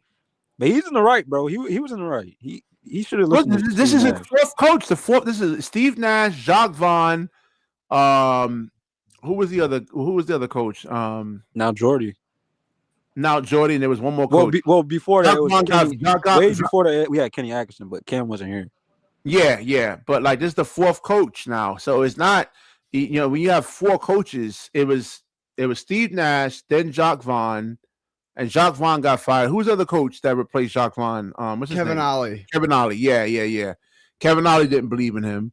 Now you have Buddy don't believe it. He wasn't even here that long. Yeah, but yeah, same thing. He didn't really, yeah. Yeah. And who was the one? Was it Vaughn that had him on the bench? I think it was either Vaughn or Ali. Yeah, I think it was Jacques Vaughn.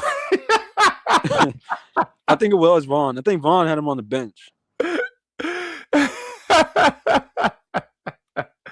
So this is 4 coaches now. So like Cam, they're all telling the same thing, bro. So all these coaches can't be lying, bro. Yeah. And even Brian Scalabrine, I mean, I argue with Brian Scalabrine on his own show. And I'm like, dude, you're wrong. When he had those triple 40-point games, and I forgot what he was telling me, but I am going to call into his show and tell him, I'm like, yo, you know what, dude? Damn, I forgot right. Kevin Ollie said that too. Yeah. Who's that commentator that's always capping, bro? I forgot her name. Sarah Kustok? Yeah, Sarah Kustok, bro. She's a liar, bro. She just lies, bro. No, but that's the problem. What's all of these content creators about right? Clowney. I believe it was the She's always like the Pelicans game. I forgot what game it was. She was lying about Clowney, bro. And I was like, how is he a good 3-point shooter? He's chucking threes, bro. He's not a good 3-point shooter. Remember, DJ, the Nets sign her check. She has to speak. Yeah, that's what I'm saying. And all these I know, but like you can at least tell the truth, bro. I see conversations. Nah. Remember, DJ's young, but Gary, you remember this, right? Remember James Dolan was like getting after the people in his own organization for telling the truth. Was that was before he went to hiding? That was 20 years ago. That was 25 years. Yeah, because I don't hear about James Dolan. I was like, damn, man. I'm like, they had like analysts, like he didn't want the analysts trashing the players or anything like that, man. That's crazy. I don't think I've ever heard about that, bro. That's crazy. Listen, on this show, I'm going to tell you, I'm going to speak the truth. It's really about like wanting to see the players get better. And if they have deficiencies, I'm going to call them out. So the problem is with Eric Slater and all these guys, they want the interviews.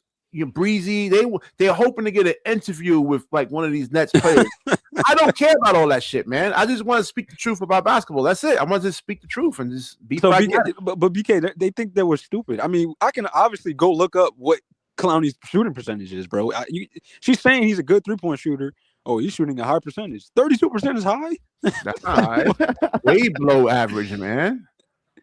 I mean, that's I can't believe it, bro. They're lying about him. And they were trying to defend Cam Thomas. He has like a good 3-point shooting game, like every 4 games or so. Like I think it was the Pelican game that she said that in. I gotta go check it. Go back and see. Yeah, either the Pelican game or the Grizzlies game.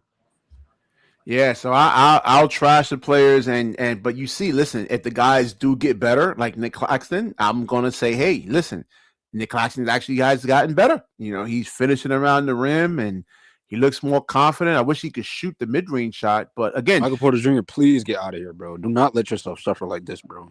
Now we'll see what happens next season. If they can get AJ, just go to a contender, bro. You need to be contender for a championship, bro. You don't need to be suffering like this. Losing all these games, bro. Like, this is crazy.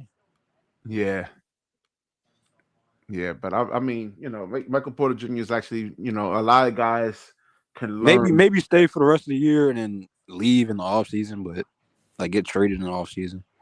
Well, the Nets, all the Nets really do with Michael Porter Jr. playing the way he's playing, all they really need is another piece. If they had like a better bench, we're way farther than that, BK. We need more than just one piece. He says Eric Slater is cool, but his MPJ trade idea was one of the dumbest shit I ever heard in my life. He said, give him away from one person. What? Get the fuck. But the way, listen, he's been playing like a damn near all-star player, man. I'm not getting no first round pick. At least 2 or 3. BK, you know they don't really like go that high up. Unless you're a superstar, they're not going to give you a lot. Nah, but the way he's actually playing, man, unless you're a star or unless you're a superstar, you're not going to get much back, bro. Yeah, but you can't say that, Michael Porter Jr. is just doing this because he's on a bad team. Because then that's the case, then you'll see Noah Clowney average 25 points a game and all the rest of the guys. No, because Michael Porter Jr. has skills. It's just when he was on they've already seen what he looks like in the playoffs. So it's like, I mean, why would I? DJ. There's only but so much basketball, man. Like you had, they well, run. No, I mean Jamal Murray went down. I mean, we've seen what he looked like when Jamal Murray went down. Yeah, but then you have Aaron Gordon, and you never know. Gordon wasn't there let's yet. say, because there's times Michael Porter Jr. takes a lot of dumb shots too. Like there's a lot of in 2021, Aaron Gordon wasn't there yet, right? It depends on the coaching staff, because right now, like let's say there's a couple of bad shots that MPJ does take, and maybe Mike Malone was saying, he'll yell at him or bench him, and that can affect his confidence.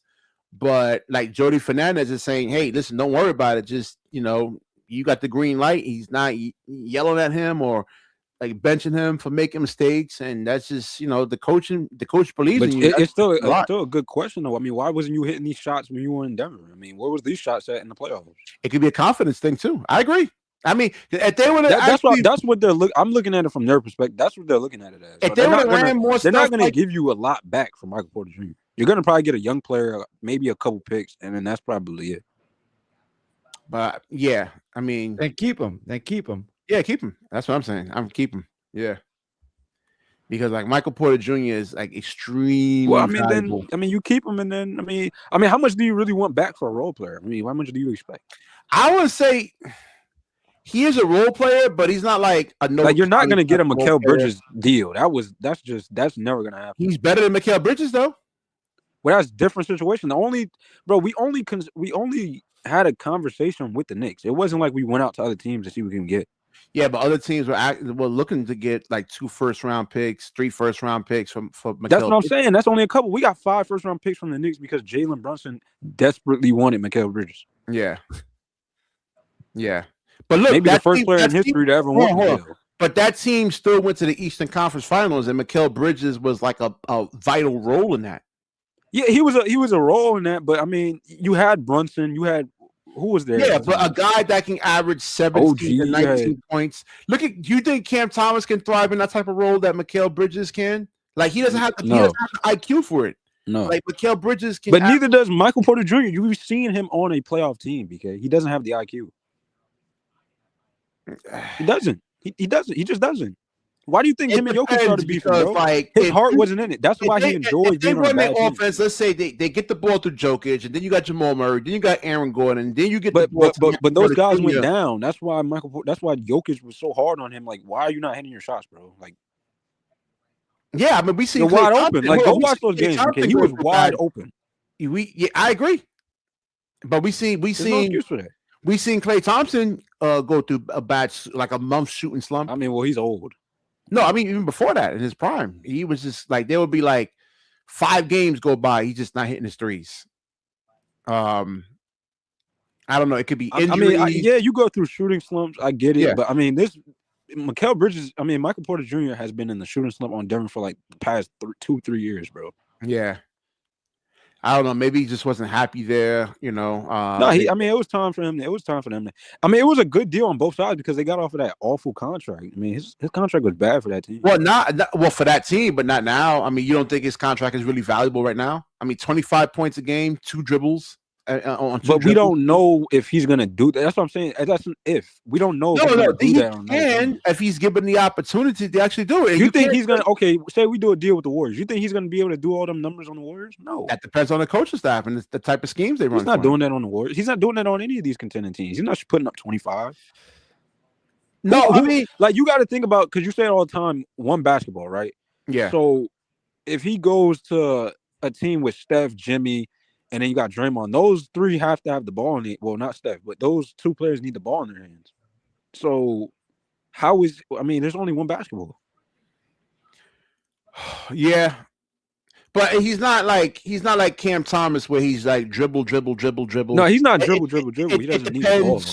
It depends on like when he gets the ball in the shot clock. Because if you're gonna give him the ball 5 seconds in the shot clock, we talking about still this. You said the same numbers, right? That's not his game. I mean, 5-6 seconds on the shot clock. I mean, that's not his game. I mean, I think he'll average probably. I think he'll average probably like 20 a game. It wouldn't be 25 because you got. No. I mean, like as long Jimmy as puts up 20, 21 a game. And you put him in good situations. You can't give him the ball with 4 seconds, 5 seconds on the shot clock and say, "Hey, take me home." That's not his game. You know, that's just not his game. You got to give him more time on the shot clock. You got to give him 14, 15 seconds. Maybe if he goes to the Bucks, if he got traded to the Bucks, he'll probably put up 25. Maybe. Yeah. It needs to be a situation like that. He just fits on any offense. I'm not saying he's the greatest player out there, but just in terms of his value, you know, I mean, I think the Nets are like 11-18 with him in terms of wins, 0-9 without him, 0-10 without him, I think. So there's value in the Michael Porter Jr., but again, you just got to put him in the right. Like Jordy is putting him in situations where it's like 15, 16 seconds on the shot clock, and he doesn't really have to do that much on-ball creation.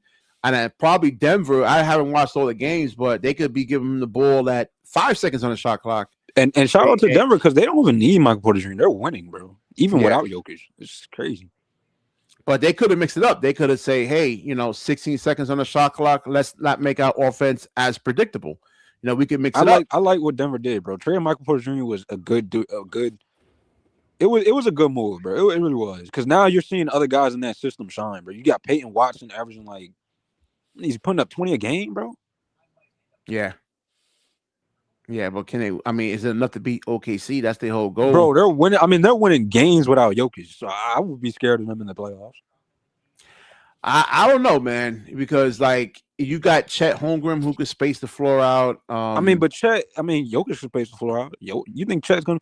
I feel like OKC is overrated, bro. Like his 3-point shooting has been streaky. I mean, he's been better this year, but the last couple of years, bro, this season has proven that OKC is beatable, bro. You can beat OKC. I don't know. That's the regular season, man. It's different in the playoffs. Nah, bro. It's different, man. I think the Spurs, man. I think the Spurs, Denver, I got a lot of Rockets. They can take down OKC. How did Javon? How did Denver fleece us? I don't get that, man. I don't understand. I don't get because they're contending. That I don't get because Michael Porter Jr. If the Nets had Gary, let me ask you, if the Nets had better players, right? Are they like the 13th seed or something like that? Well, I mean, how much better are the players? What players are we getting? What players are on? If they got Joker and Freak and Zion, yeah, that'd probably be pretty good. Yeah. You said who? What players? Joker and Freak and Zion. If they got those three guys, sure, that'd be good. No, I mean, like some of the Atlanta Hawks players, the Detroit Pistons play, like those type of guys, the Philadelphia 76ers. Well, we had a Cade Cunningham? No, not Cade Cunningham. I'm trying to think of another player. That like role players, you mean? Like better role players. Nah, because who's going to be our number one option? Well, you could run the offense through Michael Porter Jr. That's what he's doing now. Stop it, bro. Nah, you can run through Michael Porter Jr. for sure in a real way. Why not? And what seed are we going to be? A 6 seed, 7 seed, 8.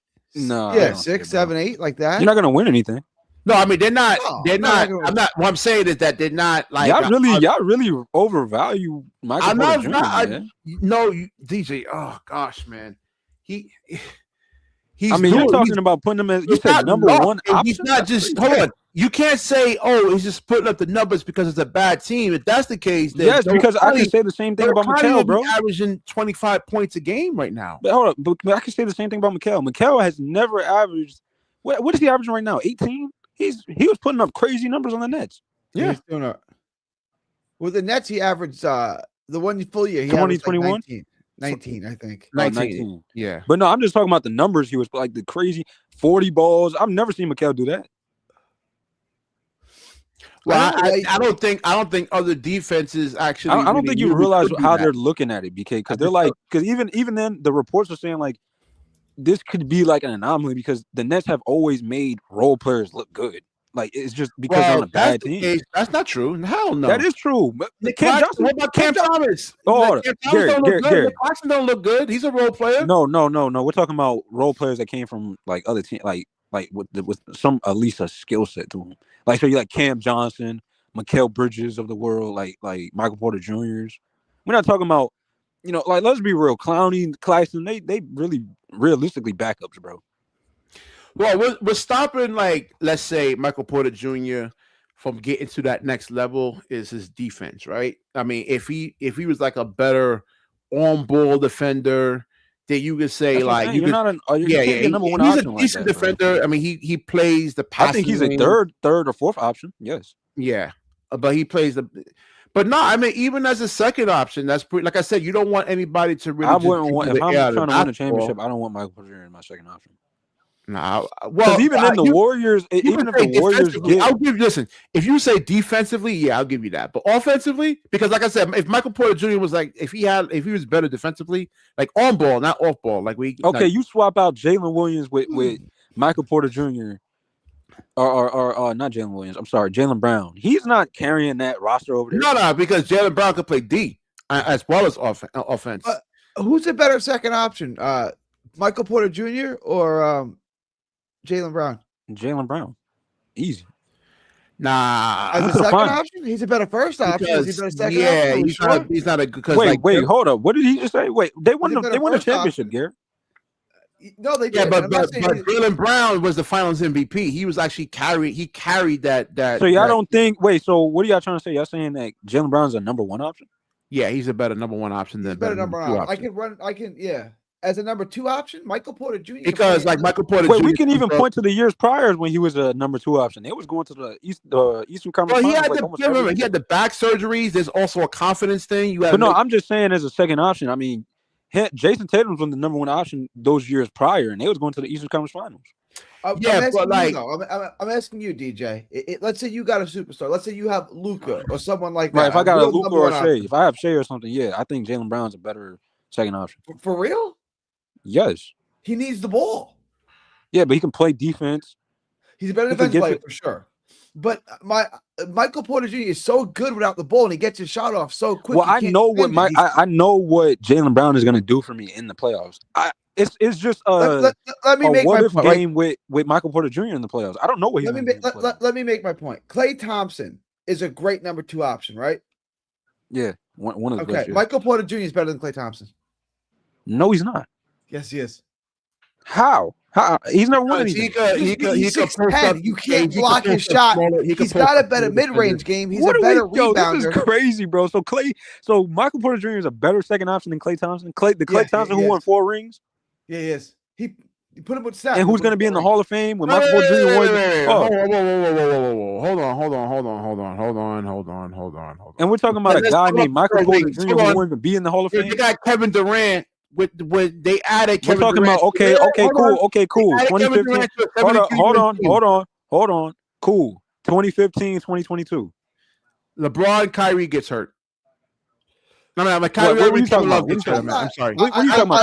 Kyrie Irving, Kevin Love gets hurt. And wait, hold on. Why are we going to the other teams? We're talking about specifically Klay Thompson. Well, I mean, listen, they can't control that. That's LeBron and Kyrie fault. Well, yeah. I mean, if you don't have, I'm not beating my chest over that. I mean, hell no. Are you crazy? Who's saying they beat? You said no. You said second option. I'm not talking about how they won it. Yo, I beat LeBron without Kyrie with Matthew. No, I'm not saying BK. You're not listening. I'm not saying that. I'm saying as a second option. Yeah, he did a lot for the Warriors, bro. I mean, Michael Porter Jr. would never have done that. No, he wouldn't have. You think it's not? I'm not saying it's borderline. All right. He said Klay Thompson, like the Klay Thompson disrespect is crazy. It's not Klay Thompson disrespect. The Michael Porter Jr. disrespect. I think Klay Thompson's great, but Michael Porter Jr. is just better because he's 6'10". He's got a better mid-range game. He's a better rebounder. Bro, y'all are being fooled this year, bro. I'm not. Well, DJ, if that's the case, how come Clowney can't average 25 points a game then? Give him the ball. The difference is that we can't use that as a measure stick. Noah Clowney is a bench player, bro. He shouldn't even be starting. But you said that. Hold on, because like the argument would say, "Oh, Michael Porter Jr. is only doing this because it's a bad Nets team." Well, then, because the reason why is because first of all, hold on, I got you right here. Now I'm about to cook you, bro. Noah Clowney shoots 32% from the three.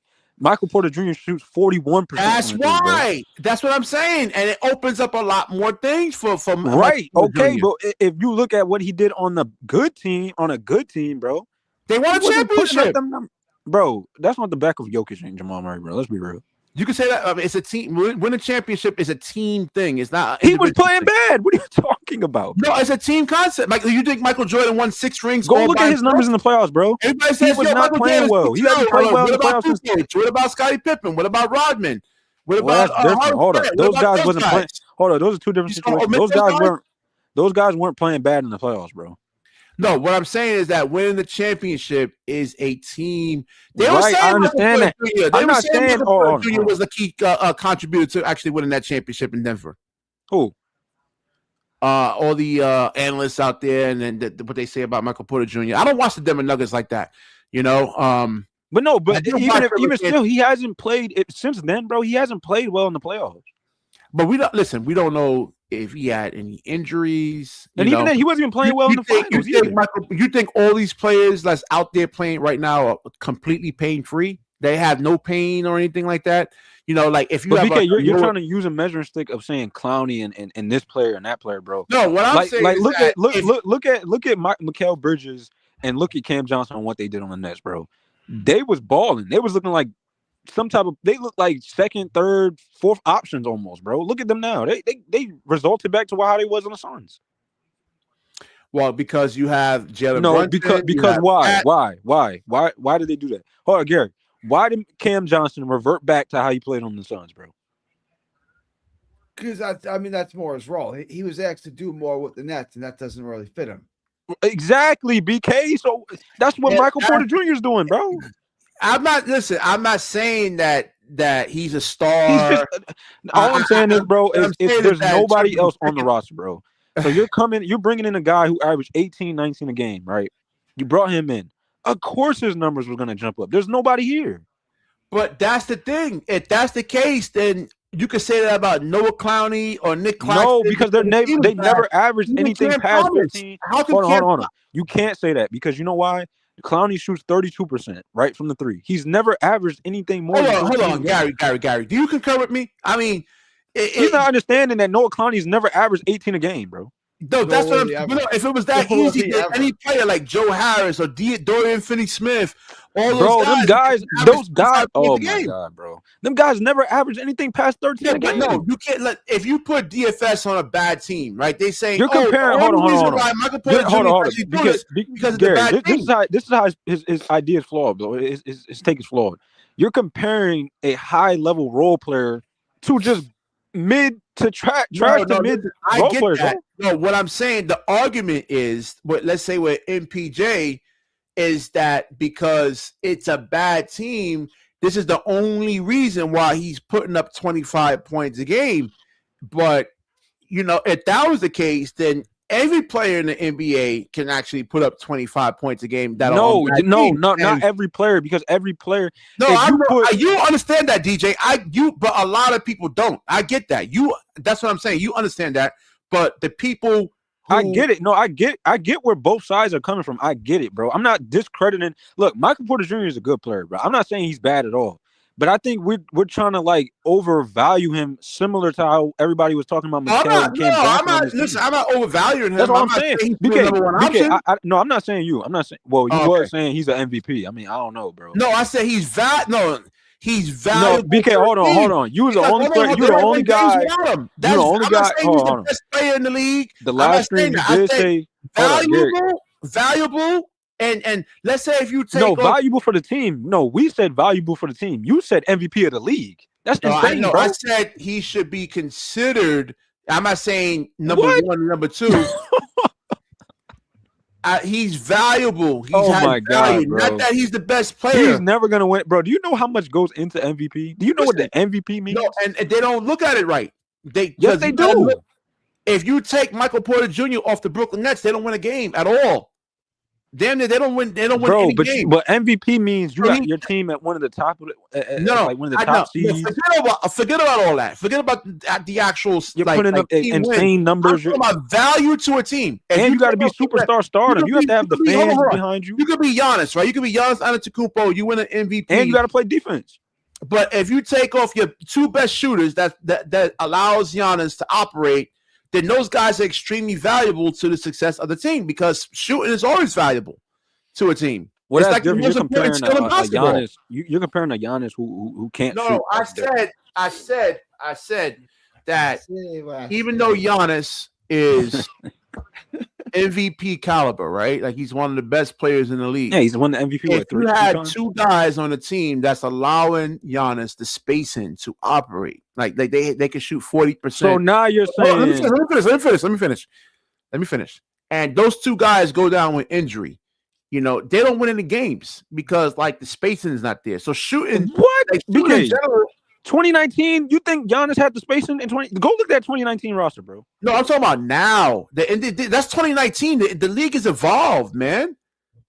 But okay, we can even the only years that Giannis has really had the spacing around him was 2021. Exactly. That's what I'm saying. No, he had spacing around him, but like they used to only shoot threes. Like, go look at the 2023 team. Well, I mean, they shoot a ton of threes. Pat Connaughton, those guys. Yeah. Well, how much was they shooting though? Because I mean, they shot the most threes in the NBA. Yeah. What? No, the percentages were they good? I gotta look them up. I don't think they were great.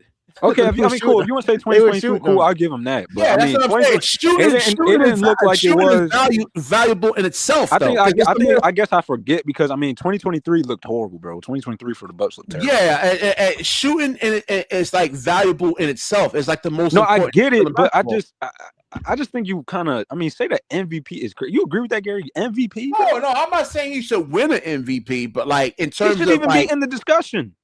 But he is valuable to the team. Right, bro. So you're gonna put him in the discussion of a Shea. Hold on. These are the MVP candidates.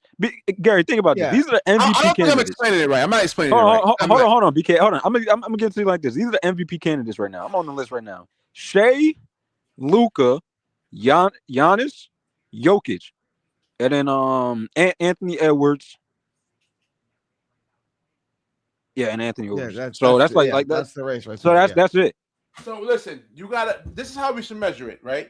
If you take Shea off that, let's say Shea. Do you think he's in that list? You think he's in that list? If you take Shea, let's say Shea gets injured for 20 games, right? Come on, and they still winning games. Right? They're still winning like 15 out of those 20 games without Shea. How valuable is actually Shea Gilds? How valuable is Shea? Right, and this is why Shaq and Kobe didn't win a bunch of MVPs because the argument was when you take one off, they still got the other. Right, like that's his point. No, I agree with him. I think he's valuable to the team, but in the league, that's what I said. Crazy. He should be. No, I'm not. He's valuable to the team. That's what I've been saying. But that's not what MVP means. MVP is MVP of the league, bro. You're the best player in the league. But like I said, the thing is, if you take Shea off, right? Let's say Shea gets injured for 20 games. BK, I understand that, bro. But there's no award. Just like with John Morant, like when John Morant got hurt, and the Grizzlies are still winning games. Well, then that means John Morant's to the team, BK. But he's not as valuable to the team.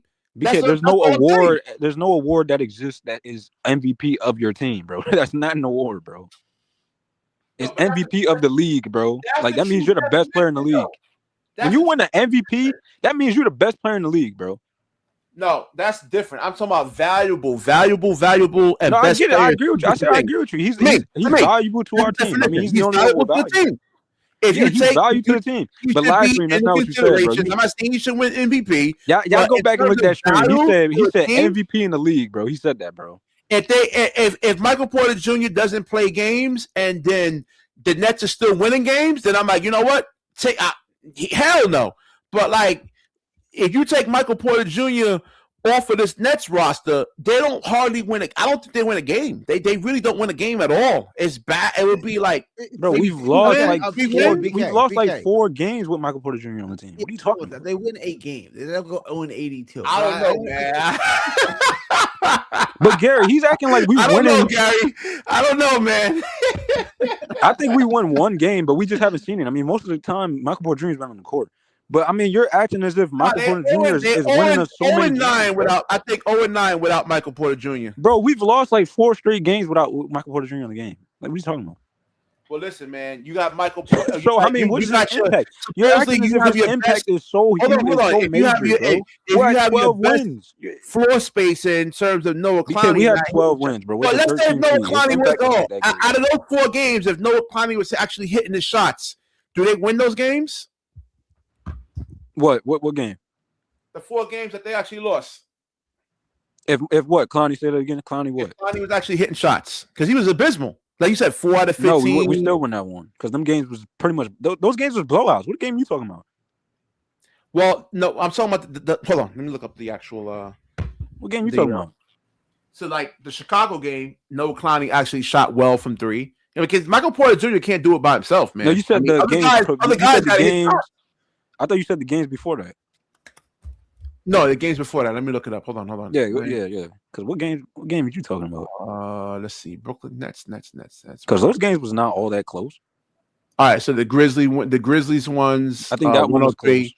The Mavericks ones. The Mavericks was close. Mavericks is trash. 113. Grizzlies is trash. The Clippers ones. The Clipper was a little bit close. It was 16 points, and then you had the Magic loss right there, man. 104-103. Exactly. So and those teams outside of the Let's look at the numbers real quick. Hold on, man. Hold on. You've only named 2 teams so far that are pretty much okay. They're decent. They're not even like because Orlando. Wait, I might be mistaken. You might correct me in the comments if Orlando is good to y'all or not. Because I think Orlando is mid. Well, it depends on who they actually run their offense. If they're gonna just because the only reason why I say that is because Orlando's been dealing with injuries pretty much the start of the season. They haven't had their full roster. Well, I just look at their whole offensive scheme. Everything is Paolo been carried. We only played against Paolo. Everybody else was pretty much hurt. Yeah, and Paolo hit the game winner that game. But I know. But again, how much did Clowney actually shoot in that game though? Let's see. Let's look at the Magic. Let's see. Hold on. I just think I like Michael Porter Jr., bro. I just don't value him like y'all do, bro. I think this is fool's gold. I've seen it 1,000 times before on teams, bro. 1,000 times. I've seen players like him come and go, bro. Noah Clowney had 10 points in that game. So I've seen it a million times already, bro. And then they go to a good team, and then you go right back to how they used to be. So Noah Clowney had 10 points in that game. He was abysmal. Which game? The Clippers? No, the Magic game. And then you look at Igor. He doesn't give you no production at all, right? In the first, I mean, so far you've only named one team that's like okay. I mean, we pretty much been playing bad teams. These teams are not like all that great. Yeah, but look at Igor doesn't really give you anything if he's not hitting his threes. I mean, I know, but BK, you got to look at it from a perspective of we've been beaten. Like these teams that we've been losing to, they've been hurt. They've been injured. Yeah. The Mavericks, who? I mean, isn't Kyrie and AD out? Yeah, both. Is AD back yet? I mean, they have PJ Washington still. They still got other guys. That's not a good team, bro. Without AD and Kyrie on the floor, that team is terrible. Yeah, but who they got the guard? Like who can match up to Cooper Flag? And then Derek Lively's hurt. I don't even think Derek Lively even played a game this season. Nope. I don't think he has. Yeah, what's up with that? What's up with Lively? He's hurt. I think he's out for the year or something.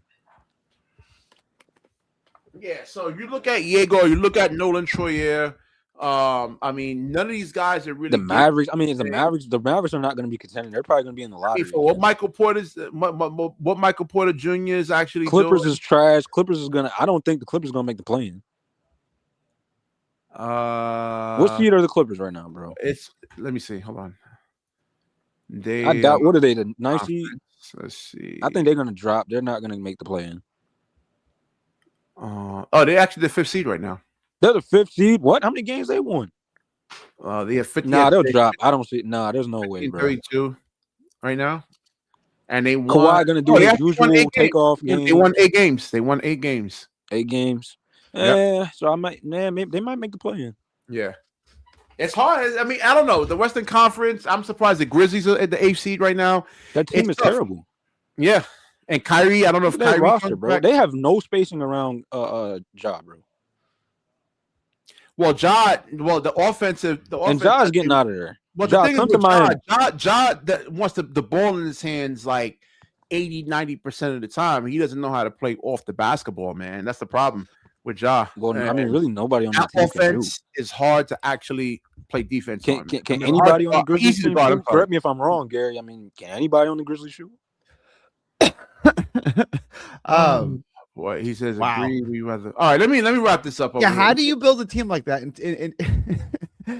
2020? How do you build a team that can't shoot? Yeah, that's over. You think, you think BK? You think they're gonna trade Jaren Jackson Jr. too? I've been hearing a lot about them trading him. I don't know. They got the right? Cam Spencer. Can Cam Spencer shoot? Yeah, I think he can. Yeah, I think he shoots like 35, 36. There you go. I think they both gonna go to the East though. I think both Jaren Jackson and Ja are gonna go to the East. All right, let me wrap this up. I'll be on Monday because I gotta get up, get home. Ja, you better pack your bags, buddy. You gonna be either a Buck or a Miami Heat. I don't think that works with the Bucks, man, because he can't play. The ball's better with Giannis. Like the ball's gonna be in his hands. He'll have Miles Turner. No, I'm talking about like Ja's ability to play off the basketball and shoot threes. I mean, Dame was able to shoot threes, and that didn't work out pretty well, man. Yeah, Javon, thanks. Good looking out, man. Let me wrap this up over here. I'll be on Monday night. I said it here first. Ja's with Miami Heat. I want Ja, bro. We need a point guard bad, bro. What, to the Nets or to the Miami Heat? No, Miami. I mean, I just think Brooklyn don't have the assets. Really. Let me be real, because I really don't know, right? Because I love Ja, but what's the haul for him? Like, what does he demand? Well, I mean, he's been in and out of the lineup, and he hasn't really been performing well. So right. So what do you like? I give you 2 1s for him. Like, that's more than enough. Well, they want a young player. They said. Okay, you can want a lot of things, right? Like, who's giving you a young player and taking on that salary? Well, they did. Well, I did see a report that they're fine with the Bucks giving them Ryan Rollins in a first or 2 firsts, and that's it. I mean, we don't really have any players to trade. That's true. Like, we don't have any players. You want Clowney? I would. I mean, if this is John Morant we talking about, bro, I don't care. I'll give you Yegor. Yeah, we get I'll give you here, man. So I'm gonna have to. I'll give you Cam. I'll give you Claxton. You take whatever you want, bro. I'll give you Cam. I give you Cam and Clowney. Is that good? Are we good? Can't nah. I would take John Morant. It's only going to be for like Celtics. I mean, this is Ja. This is a superstar, bro. I don't care. I'm throwing everything. Is he still a superstar? 73. DJ? He just doesn't want to be there. I think once he leaves, he's going to perform. Bro. Nah, man. Because he's hard. He always shoots 20% from the 3-point line. Bkny, he shot like 34. What did he shoot last year? Like 34? Nah, they would say 20.1. It's gone down every year. Every year. Yeah, so I don't know if he's so. I love Ja. And he's playing like what 25 minutes a game this season. Yeah, but like 173 pounds, man. You know, I mean, he's better than everybody over here. Like K, who's a 6'6" point guard. Come on, bro. BK, let's be real. He's a superstar, bro. He's better than every player here. No. Listen, I get that. I'm just talking about how they can exploit him on the offensive end. Like that's just my opinion. I think he will fit Miami. That's the only place he's gonna have some success. I don't think you could win with him, man. You know, just the league has evolved, man. I mean, we could almost win with Jimmy Butler. You can definitely Jimmy Butler, who wasn't even a good 3-point shooter. I mean, I love Ja. I got videos on Ja, man. I mean, you went to the how many times have been to the finals? It's again like I no more undersized guys, man. I want average NBA. BK, that's a nice team though, bro. You got Ja, Norman Powell. You could probably keep Tyler Hero too. Well, that's the thing. I mean, they just like Cade Cunningham's is going to constantly attack him and post him up. Yeah, but and there's nothing he's going to be able to do to provide any kind of resistance defensively. And now you got to send help, and that's just going to leave shooters wide open. All right. Guys that shoot 37% wide open for 3. Do you take this deal? I'll give you Rozier because he's starting the contract, and then I'll give you Kasparov, that rookie, and I'll give you Jovic. And then that depends. I mean, I would want something back, man. A first and a second. You get Jovic and you get a young point guard. The draft is BK, you get a rookie. You get a rookie point guard who's 6'6", 6'7", and you get Jovic, who's 6'10", and he's like 22, 23.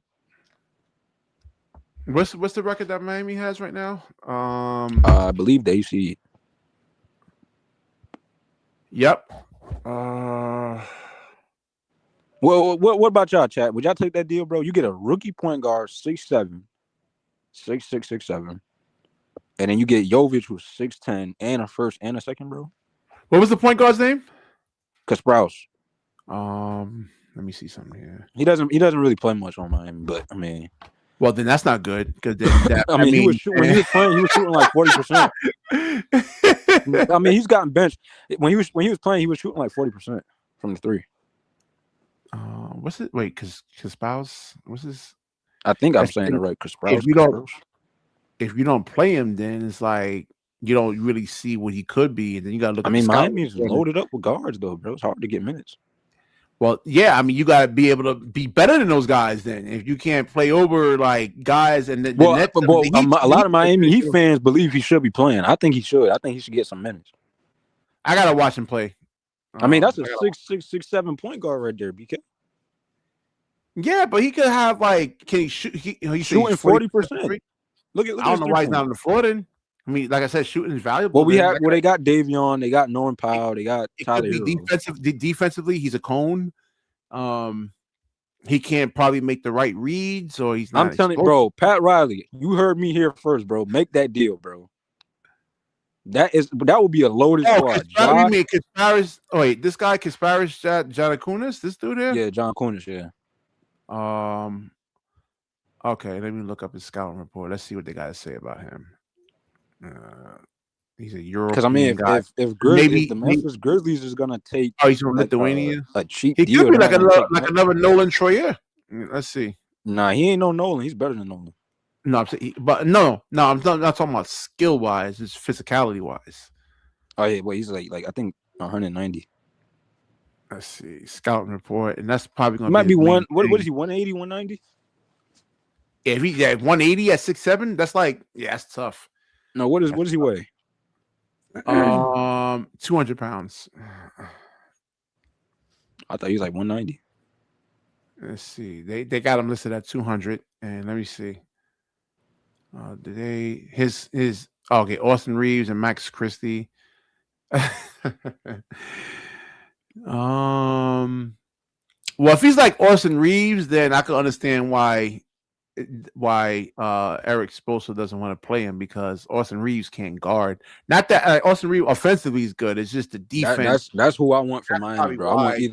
I want Ja or I want Laurie from Miami, bro. Laurie would be perfect for the team. Speed and flow is something he has been familiar with, and blah blah blah. So okay, he goes to games, improving. So, I don't know, bro. Ja's gonna go to the East. BK, watch. Is it, or he might go to the Kings. If the Kings gonna go make that deal. I don't see the weaknesses aren't that bad. They compared him to like a Dylan Harper type, a Trey Johnson. I don't know. I gotta want Claxton. We're gonna trade Claxton too. I wonder who's gonna go at the deadline. If I'm a betting man, I don't think anyone. Like a Claxton, I don't see it. I don't know. Sean Marks is in love with him for some weird reason. But it's we might not make a move. Yeah, trade high, man. I would trade Claxton while he's actually playing well. But trade him where? To the Warriors? What about keeping him? Like, we need to rebuild with somebody. Claxton's contract goes down every year. He's playing better. The contract doesn't look so bad anymore. Like, why not keep Claxton? I don't know about that, Gary. He's good for the regular season.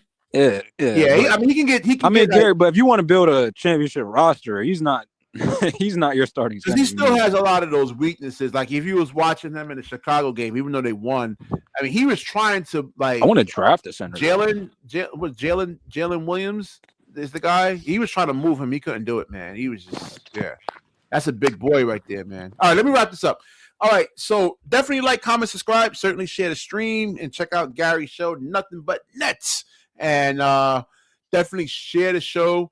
And when you share, the universe certainly shares back with you. All right, peace out, guys.